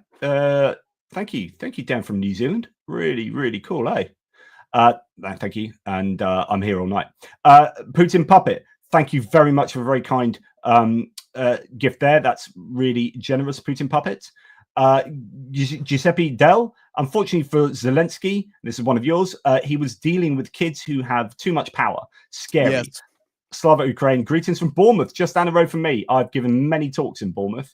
And in fact, I've debated publicly in Bournemouth as well. So I've got a lot of time for Bournemouth. Glue7 just became a YouTube member. Jew7. Thank you very much. Really kind of you. And this is one of yours, Kevin Kobasiuk. Kevin K. King Charles must rescind his state visit invite. If not, Canada must remove the monarchy from our constitution. That's pretty big talk there from you, Canada. No, there's some substantial Canadian love for you there, Greg. That's a really generous super chat. So thank you, Kevin K. You know, Johnny, this is just indicative, and thank you, Kevin, but this is just indicative. People, you're seeing the thanks, and we're watching the chat, and huge crowds in here because they want to understand, they want to get, maybe some of our understanding of it. But the reality is you're seeing the outpouring of love and support for Ukraine from people all around the globe. This has to be indicative of how mankind is thinking. And for some reason, well, we know the reason, but we've lost our way. When you get a second after that one, I've got the Lindsey Graham quote for you now. Petr Pavel, we stand with Ukraine more than ever. He's the Czechia president. Time for Europe to step up its efforts. The analyst, actually watches my videos as well, but one of my sources. It's time to dump America. I honestly think we now need to face the fact that we must dump America, a leadership filled with Russian propaganda and tortured realities. They live in Neverland. It's time we ask them to go. We'll find a way somehow to get by. We're not idiots. Somehow we'll manage. And that's so sad that's really where we're at, where you've got, for a country like yours with its rich modern history, Greg, and being such an important player in world history, for that kind of rejection of what is not like you as people, and really you as a country, but it's your country's administration, I think must be a tough pill to swallow. It's very difficult, especially when I'm so invested in the fight for freedom and the fight for truth and the fight against the propaganda. Yeah. Listen to this. Do you think President Zelensky needs to resign to resume these peace talks? Leading question. Resign and send somebody over that we can do business with, or he needs to change. Do you exactly. It's almost like it's just perfectly set up. You know what I'm saying? Yeah, sorry, I just need to. It auto plays, unfortunately. I got it. He's got to resign. Yeah. According to his buddy, Lindsey Graham. That's really depressing. But as I've said before, Lindsey Graham, there is some compromise on him, and he will be towing the party line. But it's a shame because it's a shame. 9 times he has been there. Okay, Ukraine can rely on Germany and on Europe. Olaf Scholz, who's still excellent, still the chancellor. I reaffirm my full support for Ukraine, whatever the cost. Dutch Foreign Minister Veldkamp. Ukraine, you will never be alone. Lithuanian President Gitanas Nausėda. Norwegian president as well. Oh, sorry, carry on. Lithuanian president. And then, of course, you already talked about Petr Pavel, Czech president. We stand with Ukraine as never before. It's time for Europe to step up its... Norwegian president here. And this is important because he's actually doing what we heard from Joseph Borrell. Norwegian President Jonas Gahr Støre says, what we saw today at the White House is serious and unsettling. Ukraine still needs US support, and the security and future are important to both the US and Europe. Although he doesn't blame the White House, he said what we saw there, but there is an intimation that that was not cool in the White House. We'll see if there's any further kind of rhetoric out. Putin puppet, this is just absolute insanity in terms of generosity. So I don't quite know what to say, but thank you. Thank you. Helps keep the lights on, and I'll be supporting as well. Actually, we've got loads of fundraisers going on. So we've got the Jiggers Pour, then we're moving on to NATO and Carl from Ukraine. So it's all happening, and I know it's exhausting for people to continue supporting, but thank you for your support, Putin Puppet. That is, Lindsey Graham now stated, it must have been later in that interview, he does not see a scenario in which the U.S. will return to signing the rare earth deal at this moment. No, I think that's pretty obvious. Blonde bombshell for you, super sticker. No, it's big bombshell. That's big bombshell. Oh no, that's big bombshell. Totally different. And that's for me. So thank you, big bombshell. And thanks, Chris. Goodness me, it's crazy days. Janos Druhal, super sticker for you. My father was in the Navy, says Creek Dreamer 62, and at the invasion of Sicily and Normandy, they are crapping on his grave. That's strong rhetoric from one of yours there, Greg. And thank you for that. F. Oink as well. Gubernator Trump, Oblasti, SSHA, Slava Ukraini, Herum Slava. Thank you, F. Oink, on behalf of Greg as well, as he is. Thank you. Busy. Linda S, thank you very much. Gifting 10 ATP Geopolitics memberships. That's super, super generous. Thank you. And we're almost there. Beck W figured it out. I am 67 with bad knees and back. I would be going to fight in Ukraine if I could. I admire the way that them way more than my country, says Beck W, I presume from the US, with a US gift to you, Greg. So thank you. Thank you, Beck W. 67 bad knees and bad back. Thank you for your support. Johnny, there's news coming in right now. Pentagon, this is not confirmed, but I got it on 3 sources right now out of Ukraine. Pentagon chief ordering U.S. Cyber Command to halt all activities against Russia, including offensive cyber operations. Oh, my goodness. They have just changed sides formally. That is huge. That is huge. Three sources. I'm looking for more. But this is a live stream. This is not a facts only. I got 3 sources on this. This is my 3rd one now. Julian Roster, thank you. Zelensky should have said, well, at least my face isn't the shade of hangover piss, and walked out. Julian, very good. Thank you. Thanks, Julian. LS, for you, Slava Ukraine, from an American war vet. LS, thank you for your support for Real America and for your being a veteran, and thank you. My whole family, all veterans as well, and I have much respect for veterans. And you thinking about that, just so you guys know, Johnny understood this when we would run the front, and many times with him and Pierre, it would just basically be Zhenya show his document, and I'd show my passport, and sometimes you guys wouldn't even have to pull your docs. I just hope my buddies there on the front lines continue to be thankful for my American passport. I guess I'll have to be showing my Ukrainian documents now. I don't know. I'm flabbergasted, man, how this unfolded today. I'm embarrassed for my country. Yeah, and I wonder whether lots of people then be getting out the blame for Zelensky here. But then, there needs to be some blame for, well, personally, you and I, we have the blame the other way round. But you can imagine Zelensky will be put in the crosshairs an awful lot by many, many people. Big Bombshell again, a super sticker. So that's super, super kind of you. My 2 cents. Zelensky, thank you, Big Bombshell, by the way. Zelensky empowered US politicians against Trump. Maybe we're going to see a bit of a civil war going on politically, I think, in the US. Thank you, my 2 cents, for your 2 cents. I'm just not sure. I'm not sure what's going to be the result of that. Yeah, I don't think there's much power within the Democrats at the moment. That really exactly. Thank you, Johan Kluver. Put some pressure on Norway to contribute more to Ukraine's cause. The popular will is probably already there. Yep, and that's from a Norwegian. I'd agree. They've got a fairly sizable sovereign wealth fund that's been done fairly well out of the war, although they have up there. They're one of the biggest contributors to the war as a percentage of GDP and per capita. Sylvian Kovasevsky from Sweden. Thank you for your super sticker on behalf of Greg. That's very kind. Keith Morrison, thank you very much for your super sticker. Incredibly generous. I keep promising we're almost there. This is fairly insane. Thank you for everyone. Michel Mars, Slava Ukraini. We will always support Ukraine. Give Europe the deal. Absolutely, that's one of yours. So thank you, Michelle. Running Horse there with for you, a super sticker. Thank you. Invisibles, and I wonder what Chinese media is saying. Oh, that's a good question. Not so much what China is doing, but what their media, how they're playing it. I can get the Ukrainian media translated for you in the Russian media, but I'm out of my league on the Chinese media. I'm sorry.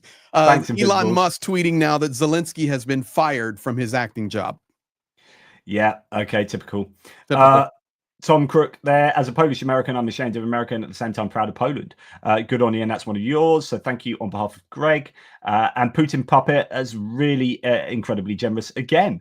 Thank you for your kind support. Adam Rounds gifting 5 Greg Terry thank you, Adam. memberships. And Fatzo199, thank you for all you do. A small contribution, but I pray it makes a difference. Thank you. That's Everything on behalf of me. makes a difference. Thank you.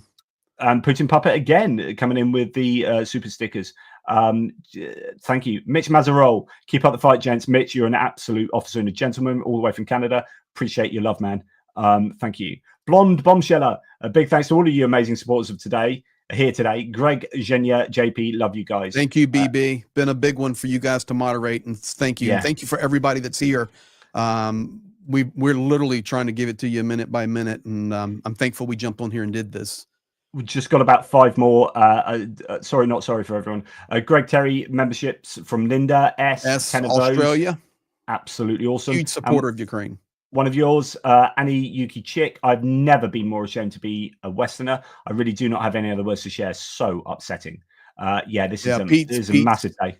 Pete's statement today is prophetic. Again. Yeah.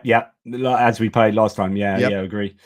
Niels Clement gifting 10 ATP Geopolitics memberships. That's really, really kind. World War III could start in Ukraine, continue in Israel, and from there spread to Asia and then explode somewhere else. Zelensky at a meeting with Trump. I'm ashamed of such behavior. The US deserves better. The free world must support Ukraine. That is Joseph Borrell. We've heard that already. And as you said, Pete Hegseth ordering US Cyber Command to stand down from all planning against Russia, including offensive digital actions. That's just incredible. They changed sides. Putin Puppet, thank you again. My gifts are given for you too. For you too. Slava Ukraini, and I will pass that on. Thank you, Putin Puppet. And what got me is Vance saying propaganda tour when Zelensky said to come to Ukraine. It speaks volumes for the position of the US. Absolutely. They're just always critical of Ukraine and never of Russia. It's just obscene. And Niels Clement for you, gifting 10 Greg Terry memberships. Very kind, Niels. Thank you. Thank you, Niels. Little Whiskey Shop, Mark. Oh, sorry. Yeah. No. Oh, Little Whiskey Shop. Go ahead. A Little Whiskey Shop, Mark, who came with me to Ukraine just now. I suspected that this would not go well. Zelensky was amazing. I would have got up and smacked both Vance and Trump and told them to stop being spoiled children. What a disgusting show by the POTUS. And this, while this is absolutely true, and I agree with you 100%, Mark, 150%. Again, it's how it's going to play on the media in America and how that will be sold to the audiences. So it will depend how CNN, MSNBC, CBS, ABC, but importantly, Fox, OAN, and Newsmax. And Fox is still on schedule. I just checked it right now for the 6 p.m. Eastern interview with Zelensky. It's still on as of now. Listen, which is going to be huge. And you know, you come back to the same topic, Johnny, that we've talked about. Isn't it interesting? We've been streaming for 1 hour and 46 minutes and 6 seconds. We can see that in our back end here. And it's been wonderful time. It feels like it's been 5 minutes. So many people in here supporting huge streams today. They want to get further understanding, see what the world is saying, all of those things. But you know what's interesting? All of this for the last almost 2 hours, and how little, and it's not about you or I or people in the chat, but how little in the media about the person who actually invaded, and the person and the nation that is flying the ballistic missiles and the hypersonic missiles and destroying Ukrainian cities and leveling them to the ground, and a disregard for human life, and takes captured prisoners of war, and instead of dealing with them ethically, shoots them in the back of the head. Zelensky himself today pulling out the pictures and showing Trump, this is what our returned prisoners of war look like. If you want to know where we went today, we went straight to 1939 today. Straight to 1939. I don't know. I think it's even unprecedented. We've never seen a nation as major as the US change sides in a war, which is effectively, at least somewhat, a moral evaluation. A war. Interesting that Ursula von der Leyen and Antonio Costa, both from the EU, European Commission, and European Council President, respectively, they have said the same thing. Your dignity honors the bravery of the Ukrainian people. Be strong, be brave, be fearless. You are never alone, dear President Zelensky. We will continue working for you and for a just and lasting peace. Dick Schoof from the Netherlands continues to support Ukraine, especially now. We want lasting peace and an end to the war of aggression, and Russia has started. For Ukraine, for all its inhabitants and for Europe. Luxembourgish president. Luxembourg stands with Ukraine. You are fighting for your freedom and a rules-based international order. The Portuguese president. Ukraine can always count on Portugal, Zelensky. And we've already heard from Olaf Scholz. So what is really interesting is this is a massive circling of the wagons in Europe, and the US is pulling the plug on support for Ukraine. And that could be very dangerous for Ukraine in terms of intel, in terms of radar provision, in terms of interceptors. And if he shuts off the market, Lockheed Martin and all these manufacturers, Northrop Grumman, etc., then that is a real problem for Ukraine, because they won't be able to access even to buy the things that they need. But you will get some kickback from probably people within the Pentagon, although he's purged some of those major names. And again, that goes back to this move to authoritarianism, where he's removed the lawyers in the JAGs in the Ministry of Defense, or in the DOD, sorry, in the US. So I would like to think you get some pushback from within the Pentagon, but you hopefully will get some pushback from the industrial military complex if anything goes awry in that sphere. Aussie Rob, thank you for your super sticker. And the last sort of 2 or 3 here, really, really kind, Aussie. And Petra Olsen, I feel so sad for Zelensky. Yeah, he is between a rock and a hard place.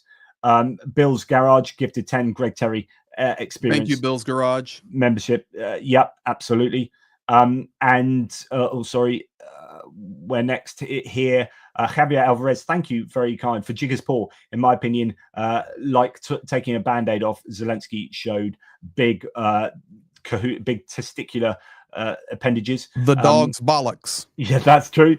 Slavo Ukraini, thank you, Javier. Really put up that people want to know what Chinese media is doing or whatever. This isn't Chinese media, but there's some Chinese in here. This is a meme that's floating on Russian media right now.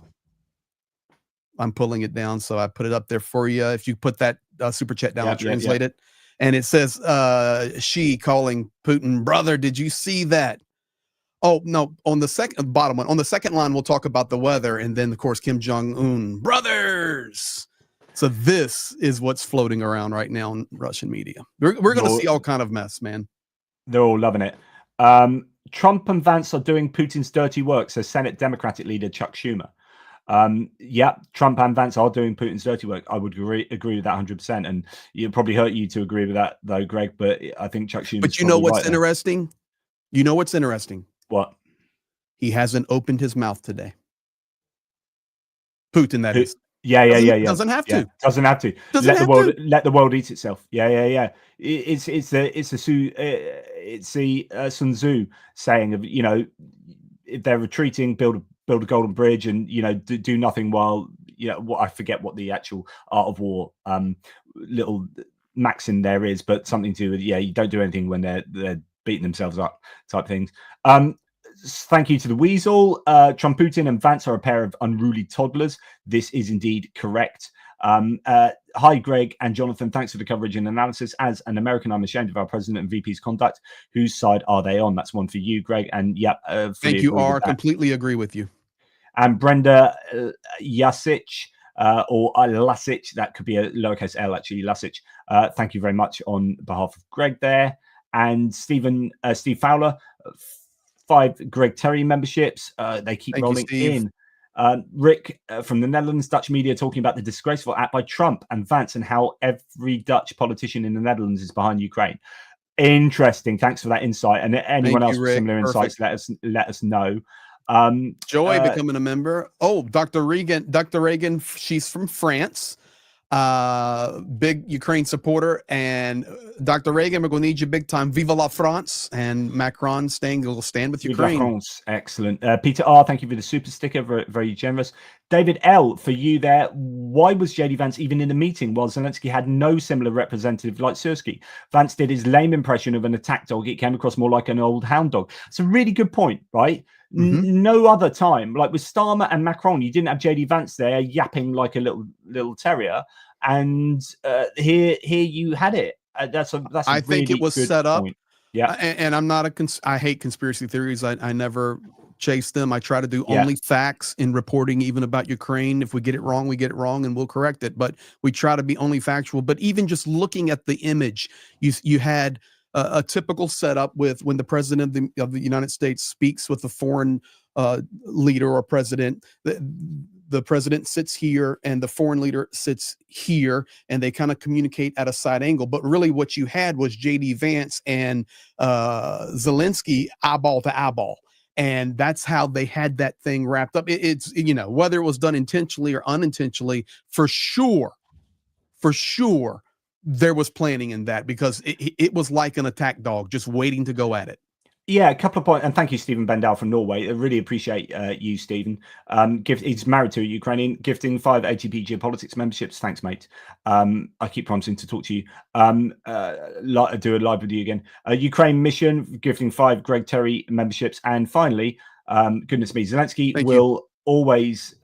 We will always stand by you, Slavic Ukraine. That's from Running Horse for you from Canada.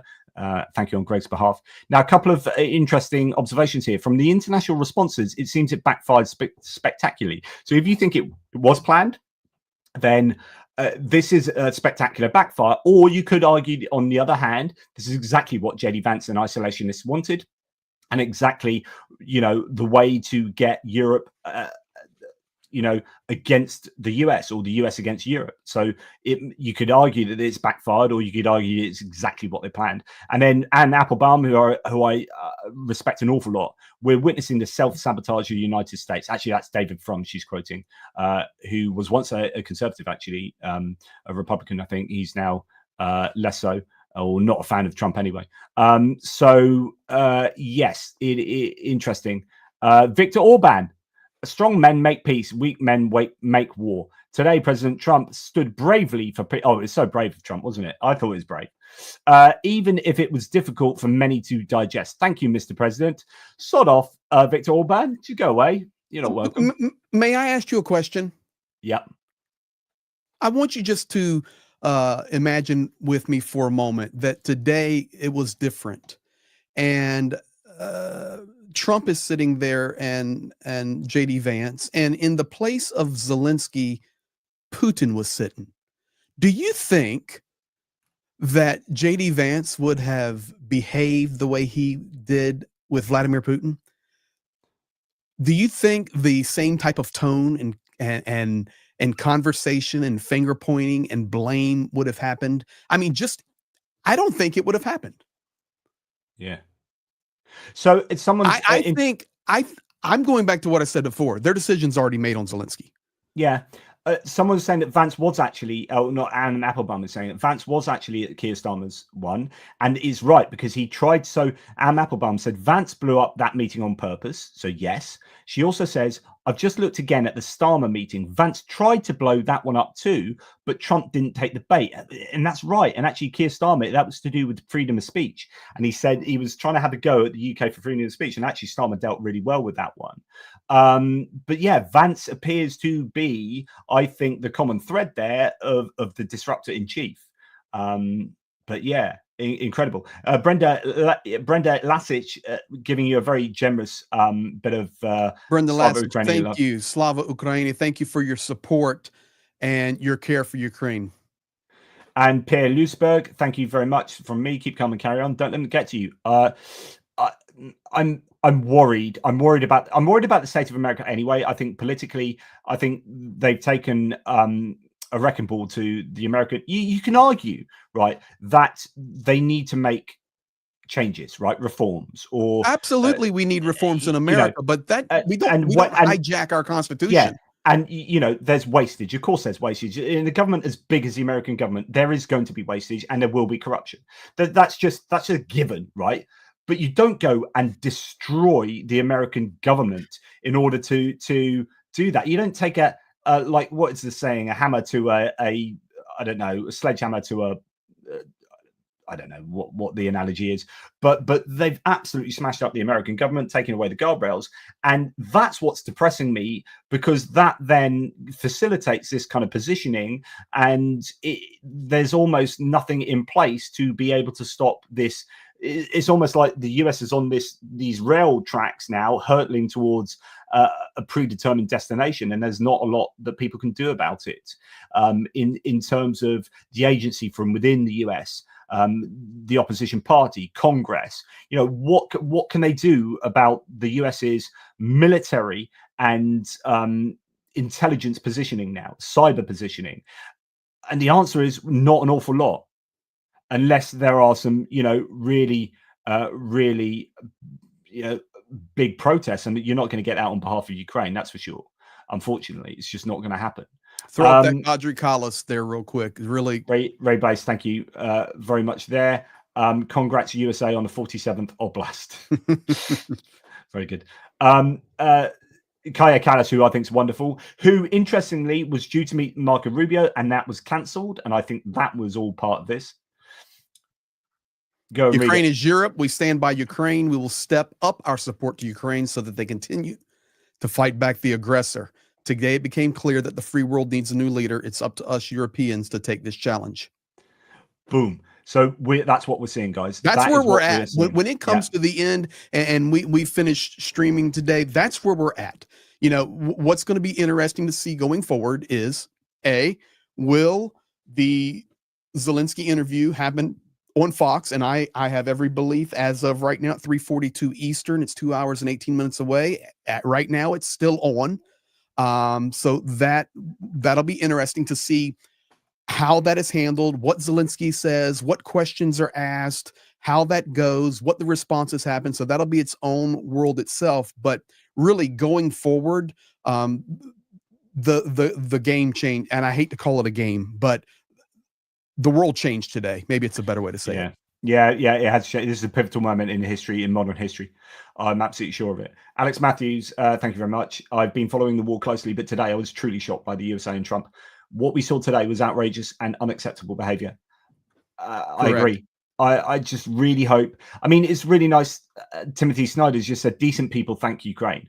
So the decent people are coming out and saying the right things, and the not so decent people are coming out and aligning with Trump. When you've got Russia and Viktor Orban are the two that have come out and said, well done, Trump. That was terrible.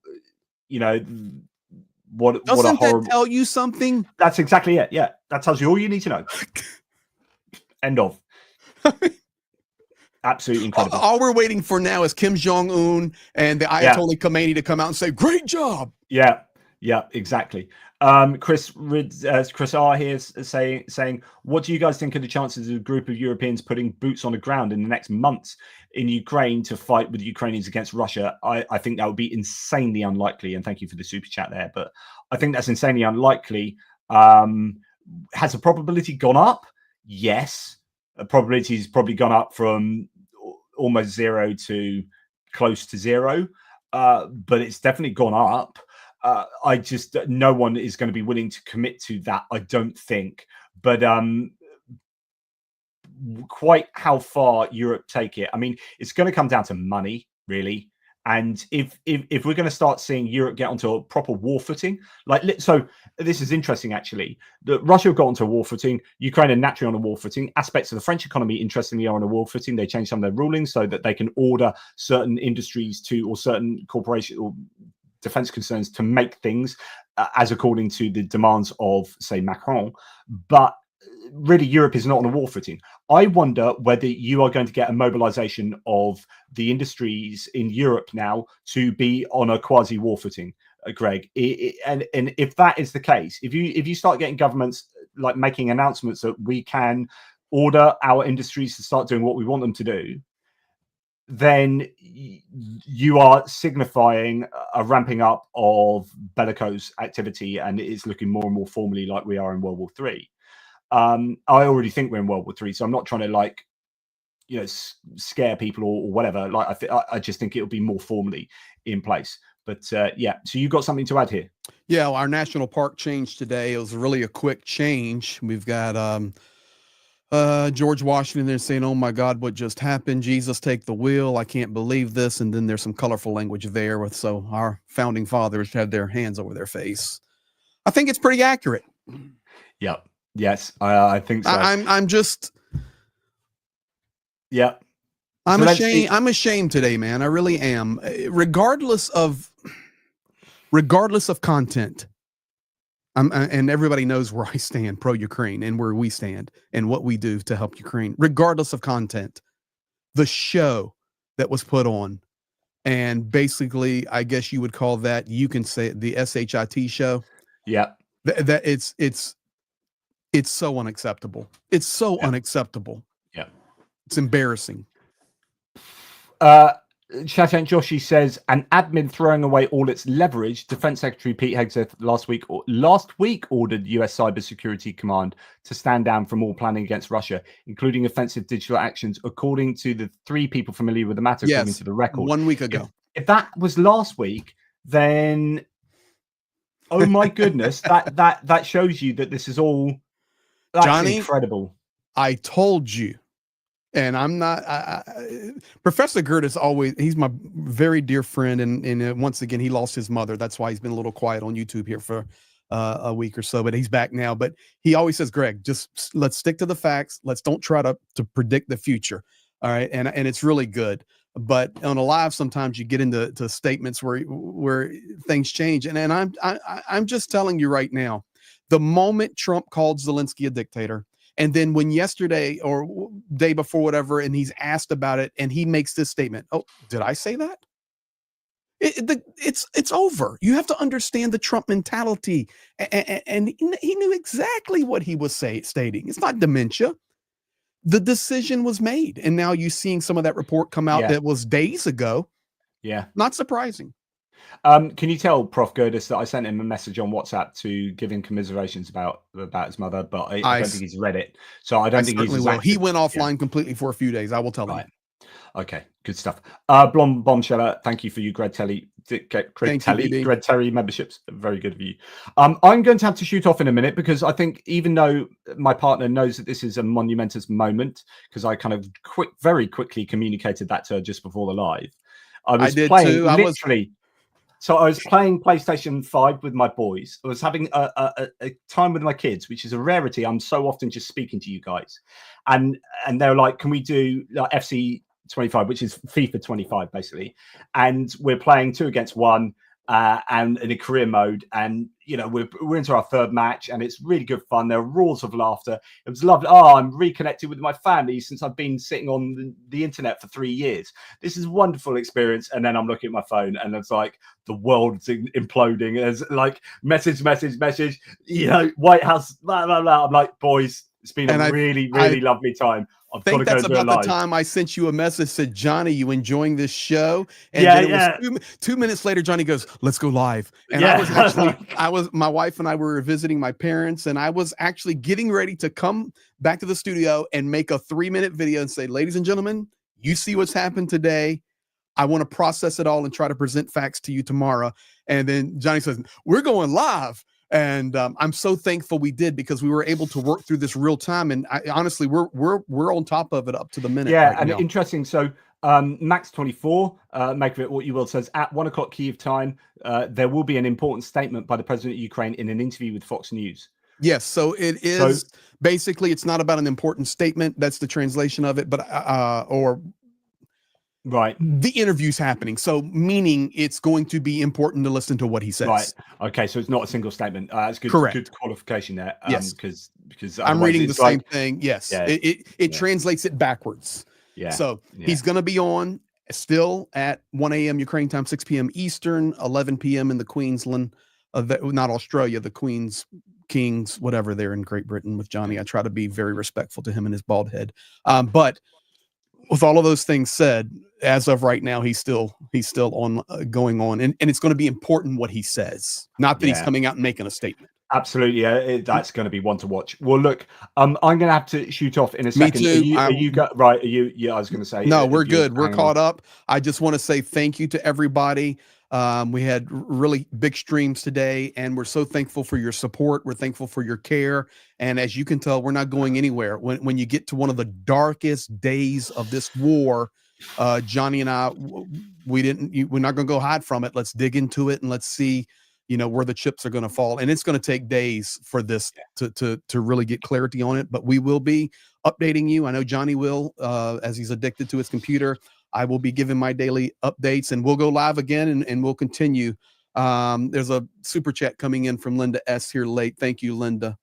And also Johan Kluver, certainly this will bring China much closer to Europe. Well, that's so, and this one's for you, but that's one of the interesting dynamics going on here. So China could either side with Russia and go, let's screw over Europe and side against the US, or they could be pretty clever and side, well, depending on either way, it might be seen as clever. They could side with Europe and actually say, well, look, if the US aren't going to provide this, we can provide tech for you. We can provide this. And actually, they're part of their Belt and Road Initiative. They're already in Europe to some degree. They built that train line from Serbia to Hungary. They are, and some people are very wary about that. But Hungary seems to be cool with it, of course, as you'd imagine. And that then becomes a fascinating dynamic that needs to be considered. I did have a question in the chat. Somebody just asked, so what's going on in Ukraine right now with question marks? That's what's going on in Ukraine right now. Half the country under air alarm. Shaheeds are flying. And I do know the Tupolovs have been loaded. They were loaded yesterday. So those are the planes that dropped the ballistics and the hypersonics along with the MiG-31s, the Tupolev 95s. So it could be an interesting night for Ukraine. Regardless, this is what's happening. Yeah, absolutely. I love this from Mark, a little whiskey shop. I'm in the trouble as it's a wife's birthday and I spent the evening listening to you two. Many flowers may be needed tomorrow. I think you could be right, Mark, but do you know what? Happy birthday to your beautiful wife, Jenny. And thank you to her actually for driving us up and back, although you took over the driving. In fact, you were driving, but she drove the car back from when we went to Ukraine. We had to go and pick up the cars, and Mark's wife enabled us to do that. Mark doesn't live too far from me. Linda S, for you, Ukraine deserves peace and freedom. We'll never give up. We'll never give up. Thank you, Linda 100%. S. And goodness me, they do. But thank you for your Australian love there. Put that one up there real quick, because if you're wondering, and it's really interesting, Bret Baier is, for you guys that are not in the U.S., Bret Baier is the Fox guy that he's a solid interviewer. And yeah, he really is. He's a solid interviewer. He's one of the fairest. If you're going to get a Fox interview, you're Zelensky, Bret Baier, you're going to want it from Bret Baier. Yeah, so he says, so evidently the questions are out there. Yeah. We are still on for the interview, we are told. The "we are told" bit is interesting, isn't it? Yeah. Isn't it just? It was interesting the other day. I don't know who the reporter was, but you know when they had Elon Musk in a cabinet meeting? Yes. And there was a bit of a hot mic moment at the end of the cabinet meeting where Trump said to one of the reporters, "You are going to tell them this was really good, please. Tell them it was unbelievable." In other words, he was dictating, and it wasn't like a joke. Oh, tell them how good this was. Yeah, it was like, because he wouldn't have said please, and then he wouldn't have he wouldn't have repeated it. He wouldn't have said it in the way he did. So it's clearly a diktat from Trump to a media organization to tell their peeps, their audience, how amazing, how unbelievable that cabinet meeting was with Elon Musk. There is a lot of dictatorial, authoritarian activity coming from the White House. They're dictating the press pool now for the first time in 117 years or something, where the White House press secretary is now dictating who will be in the press pool rather than the press association. That is authoritarian behavior in terms of the media. So just be warned, guys. Again, I don't want to be accused of all this scaremongering to do with US politics, but it is a truly worrying time there. Blonde Bombsheller for you, Greg, Zhenya, JP, with love from the kids. Lane, Gracie, and Alex. Thank you, Alex. BB. And big shout out to the kids there. And Locus Mortis, the US has just destroyed its foreign arms in sales today. Exactly what I was intimating earlier. This is, honestly, watch this space. We're watching a lot of spaces, but that's one of them, because like they're going to want to make their profits, right? And also probably want to do the right thing. There will be people that know geopolitics that work in those industries. So it'll be a mixture of like, we really want to help Ukraine, and we've got a responsibility to our shareholders. And if the US turns, if the administration turns the US around to support Russia, then they're going to be absolutely pissed at that. What I hope they don't do is start selling to Russia. There was a fake Donald Trump Jr. audio that came out saying that we should give arms to Russia. It turned out it was an AI fake. But I'm pretty sure, the reason that touches base so easily is because Poe's law, that's the sort of thing he would say. And I can imagine, like, the worst case scenario is if the US does such an about face that they start sending weapons to Russia, and then you're like, oh my goodness, we are in crazy times. Crazy times. Ex-Penguin, legend. King Charles and Keir Starmer should withdraw the invite for a state visit. Yeah, this has been said already, but I agree. Or anyone attending should turn their backs on Trump as a show of solidarity towards Ukraine. That would be brilliant. I would love that. A public. Well, I'll just say this. For me, it's logical. If you're not standing for and supporting Ukraine, you're standing for Russia. That's what it comes down to. And I think that's probably a great way to end it, Greg, because if you're not standing for them, you're standing against them. It's simple. And this one, it's simple. This is not one you can be on the sideline. You talk about the potential of World War III, guys. It's not just saber rattling. The Middle East situation with the hostage exchanges and the ceasefire there is on a razor's edge that could explode. Additionally, Iran with their nuclear program, Israel, Mossad saying they're within 3 weeks of being nuclear capable and up to 20 pieces. Additionally, North Korea just sent 3,000 more ground troops into the Kursk region. We have confirmation that Russia has made an incursion into the Sumy Oblast. That was a talking back and forth. It's a little place up there. We see a security agreement today ratified and signed between Putin and Lukashenko. We had the same ones with North Korea and Russia. We had the same ones with Russia and Iran. We had the buddy between Xi Jinping and Russia. So we're there. So if you're not standing for what is right, and then the ethical question for you come out and go, well, what is right? Well, what is right is standing for life and truth and not death and destruction. In this, what is a moral clause and it's morally right. So if you're not standing for that, then you're standing against it. That's it. Yeah. It's really interesting. So just seeing something on Bret Baier and blah blah blah, he would have like ripped up his questions, wouldn't he? Like had all his questions ready, like rip those bad boys up. But actually, Fox, that's going to be the single biggest bloody ratings thing that Fox News are definitely going to be. No, we are not canning this. It is happening 100%. But yeah. Thank you. Can people stop super chatting? Ray Blaze.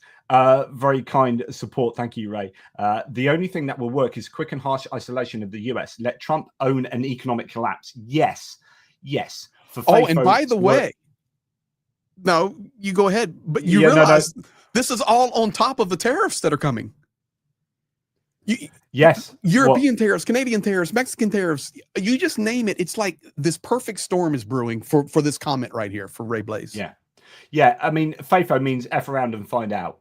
So F around and find out to work, there needs to be some finding out. For FAFO to work, F around and find out, there needs to be some finding out. And like the finding out, I think you're absolutely right. And this is why I have mentioned the economy. That's why I said the key to, if you want the collapse of the Trump administration, like it depends like what your objectives are here. Like for me, it's that the US supports Ukraine, but I don't think the US are going to support Ukraine unless there's a collapse of the administration or a collapse in public support for the administration that enforces really significant changes. But I don't even think that would enforce a change to support Ukraine. But in order for that to happen, unfortunately, you need an economic collapse for the US, and that is likely to happen. I think there's a recession.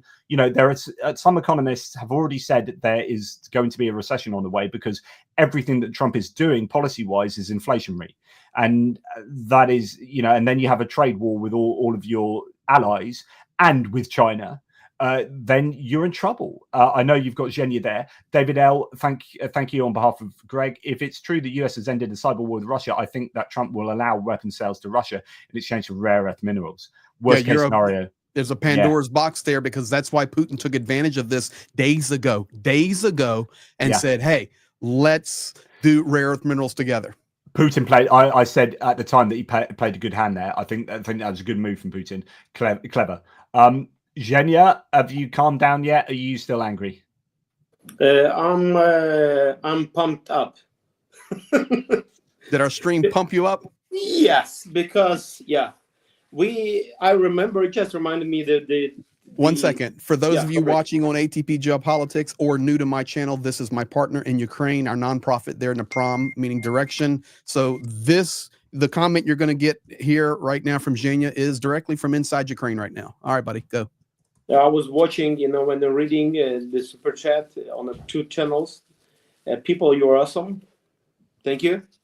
And I remember the days when some very top level Western representatives were giving maximum 3 days or week for Ukraine to stand against Russia. Okay. And we were hoping that I couldn't believe there is a delay. And it's just reminding me now. And we made it with the support of good people. And what makes a nation great? The people. And I believe not just a person, because it's not Putin himself holding a gun. It's his people. And there is much more better people standing with us. And I believe we will see a good result later. Ukraine will be stronger with all of this news, with the support. Yeah. We made it before. God will help us and good people. And we will continue going. Everything will be good.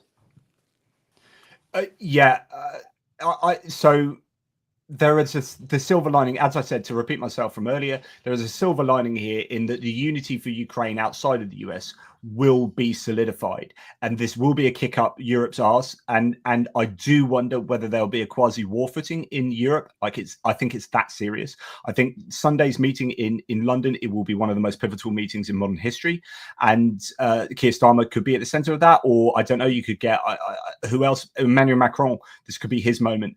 He wants a unified European army and all that kind of stuff. Like that could be his moment to shine, or Kaja Kallas, who's been incredibly strong. Or Mark Rutte. I don't know if as a Secretary General of NATO, whether he can position himself as a political leader at all. But someone needs to be the flag bearer for Ukraine outside of Ukraine. And we are seeing the US pivot with all of those things we're hearing. They appear to be, Trump is very thin-skinned. We know that. With Vance, this is exactly what he wanted. And just speaking of Vance, if you don't mind, if I can take the moment to just put this there, that Shashank Joshi from The Economist says, when Vance challenged and said, you're forcibly conscripting people, as if that's a terrible thing, right? Shashank Joshi says, what a disingenuous line this was from Vance today. Quote, you guys are going around forcing conscripts to the front lines because you have manpower problems. Of course, that is the Russian narrative. They kind of bundle people into the back of the van, which has come from Russia for the last couple of years. But in all honesty, that's how, as he says, yes, that's how total wars work. If you're at war, you are conscripting your soldiers to defend your homeland. Of course you bloody are. Like, what else do you expect, you Egypt?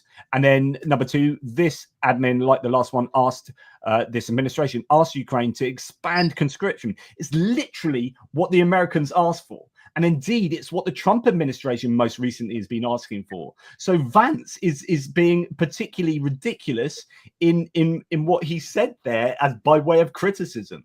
Like, you go around conscripting people? Yes, we are, because we're at war and you told us to. Listen, perfect time. Play the video there. Thanking the president for trying to bring it into this conflict. Have you ever been to Ukraine? Did you say what problems we have? I have been to. Count once. I've actually watched and seen the stories, and I know what happens is you bring people, you bring them on a propaganda tour, Mr. President. Do you disagree that you've had problems? Is that what he mouthed, or is that just someone just putting that on there? Somebody just put that on there. But oh, right, nice. That's somebody. Yeah, he didn't mouth that. But the question, it was perfect. Okay, have you ever been to Ukraine? Well, I've seen stories. Okay. And I've long said that Trump needs to get his ass to Ukraine because he clearly, I did a whole video on Trump's lack of knowledge, geopolitical knowledge. He didn't know what AUKUS was, Australia, UK, US trilateral partnership. If you don't know what AUKUS is and you are the commander-in-chief of the US, you are fundamentally ignorant. He doesn't know what an awful lot of stuff is. He said, he couldn't remember calling Zelensky a dictator. He didn't know that the Tates were on the way to Florida, being released from Romania. Like, he doesn't know himself what's going on, and he doesn't have a fundamental understanding.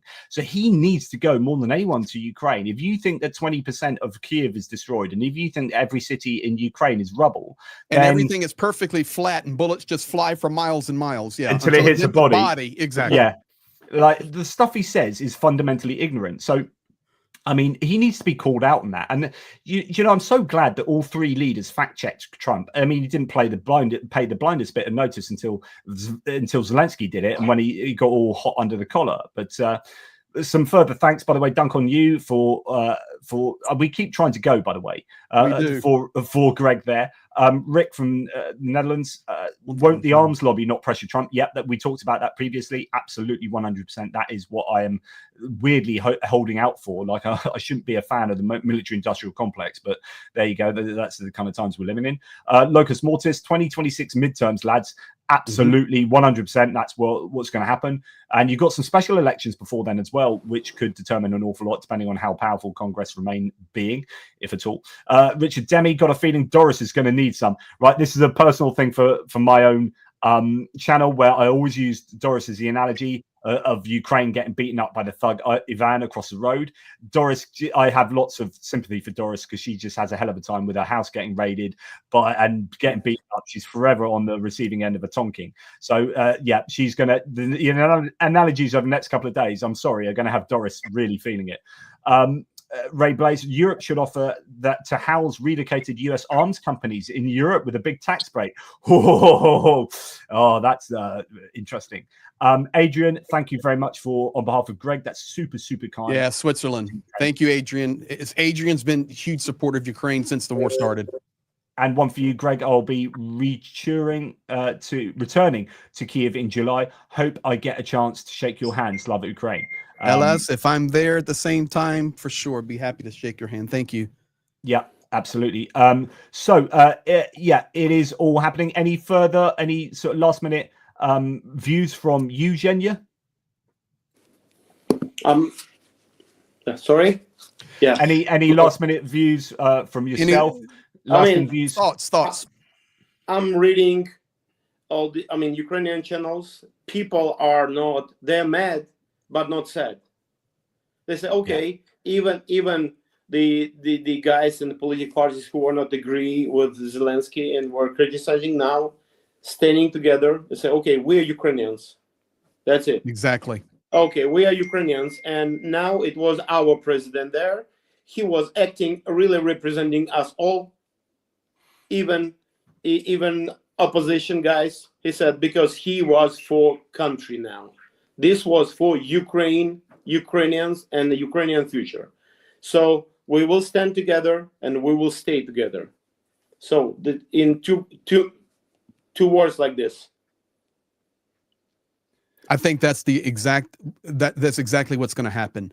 And it's not just that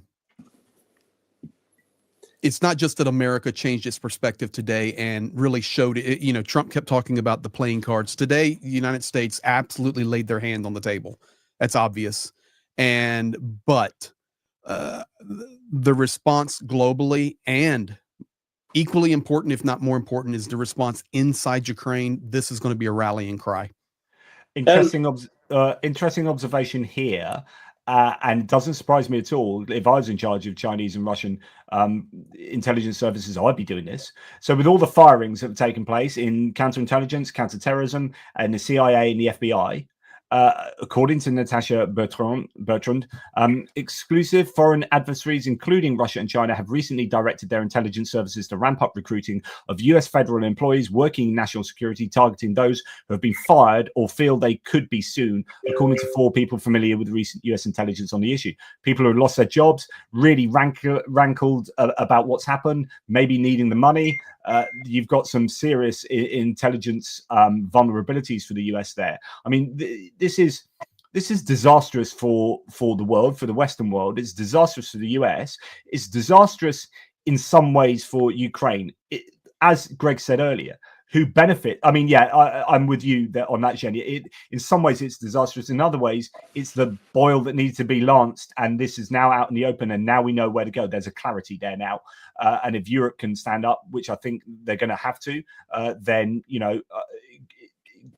happy days to some degree. No, not happy days, but you know what I mean.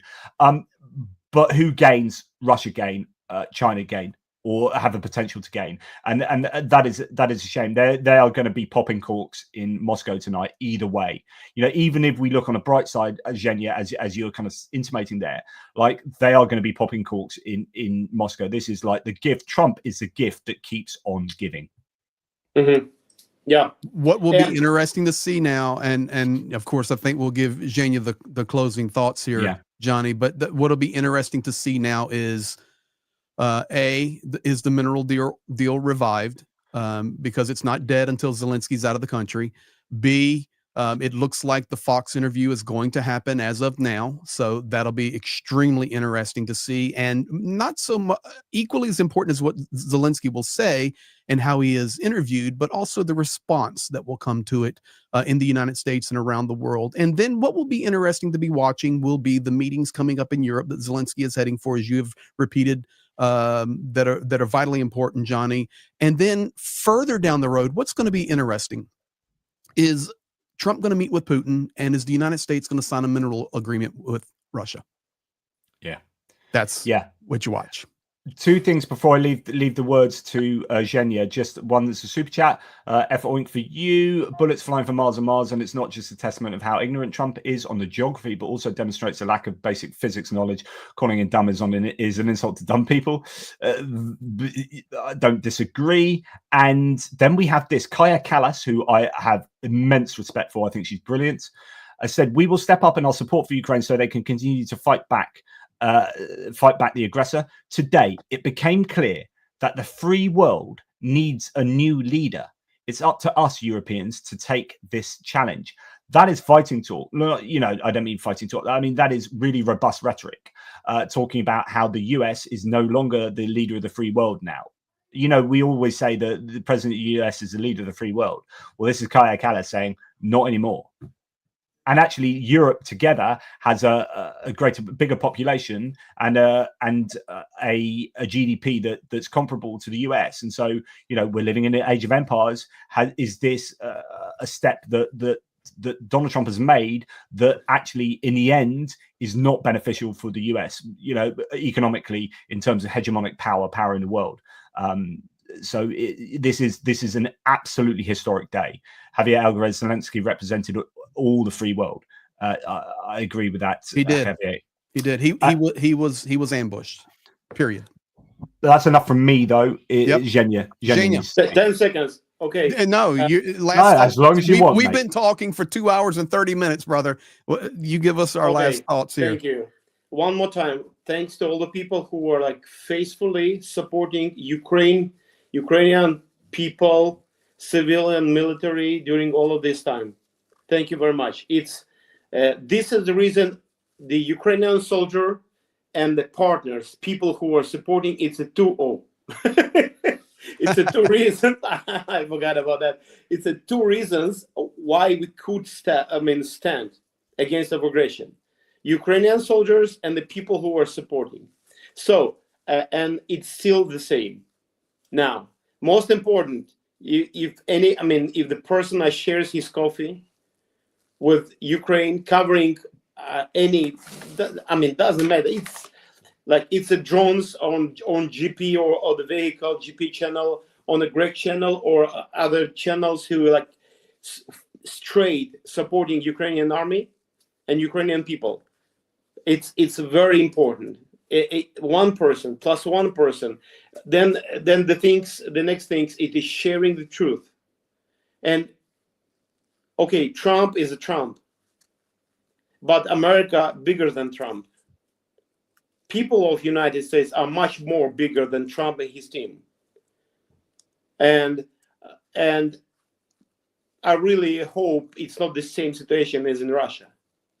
Then one person asked a Russian, "Oh, why is this war?" "Oh, because of Putin." I'm disagree with that, and I believe that United States people probably, not the same. And if it be over the limits, if Ukrainians, after so long time of slavery in USSR, and then let's say this not easy period of fighting between pro-Russian people and the pro-Russian companies and politics in Ukraine, and our people could stood up and changed anything, like we said that there's no more in 2014 and before. If it be over the limit, people may stand up, but the number one people doing already, doesn't matter if it's like Hungary, even from Russia. I just want to remind a lot of companies, like we had, raising money for tourniquets, asking people to participate. People from Russia were buying tourniquets Cat 7 in United States, and we were helping us to ship into Ukraine because there is a resistance there. So everyone who donates, it's a big thanks from all the heart of mine, my family, my kids, my city, all the people, military guys who are in the trenches, the leaders who are taking responsibility for the countries and from the name of future of Ukraine. Thank you. Well Beautifully said, stated, bro. And David L., thank you very much. Really kind of you. Just Not Good said, I want to go back in time and tell myself to not join the US Army. Goodness me. That's how much this is affecting people. Some people have just joined the stream last 10 minutes ago. So I've been working all day. I've only caught the last 10 minutes. Oh my goodness, what's actually happened? Big argument in the White House. The US has effectively pulled support for Ukraine. The US has now almost formally switched sides. And we'll see how that goes. And it's not looking good for any continued US support. Zelensky was essentially kicked out the White House due to a very tense meeting in public in front of the cameras. Zelensky was kicked out the White House, and then the press conference afterwards was cancelled. And he is going to have, at the moment, an interview on Fox News, so that will continue. But yeah, it's not looking good for American-Ukrainian relationships as far as the administrations are concerned. I would like to, if you're something you're going to show, there is a beautiful statement that the Times of Ukraine just put out, and the world needs to hear this. We'll end with that because that'll be enough. Because I just want to show you this first, though.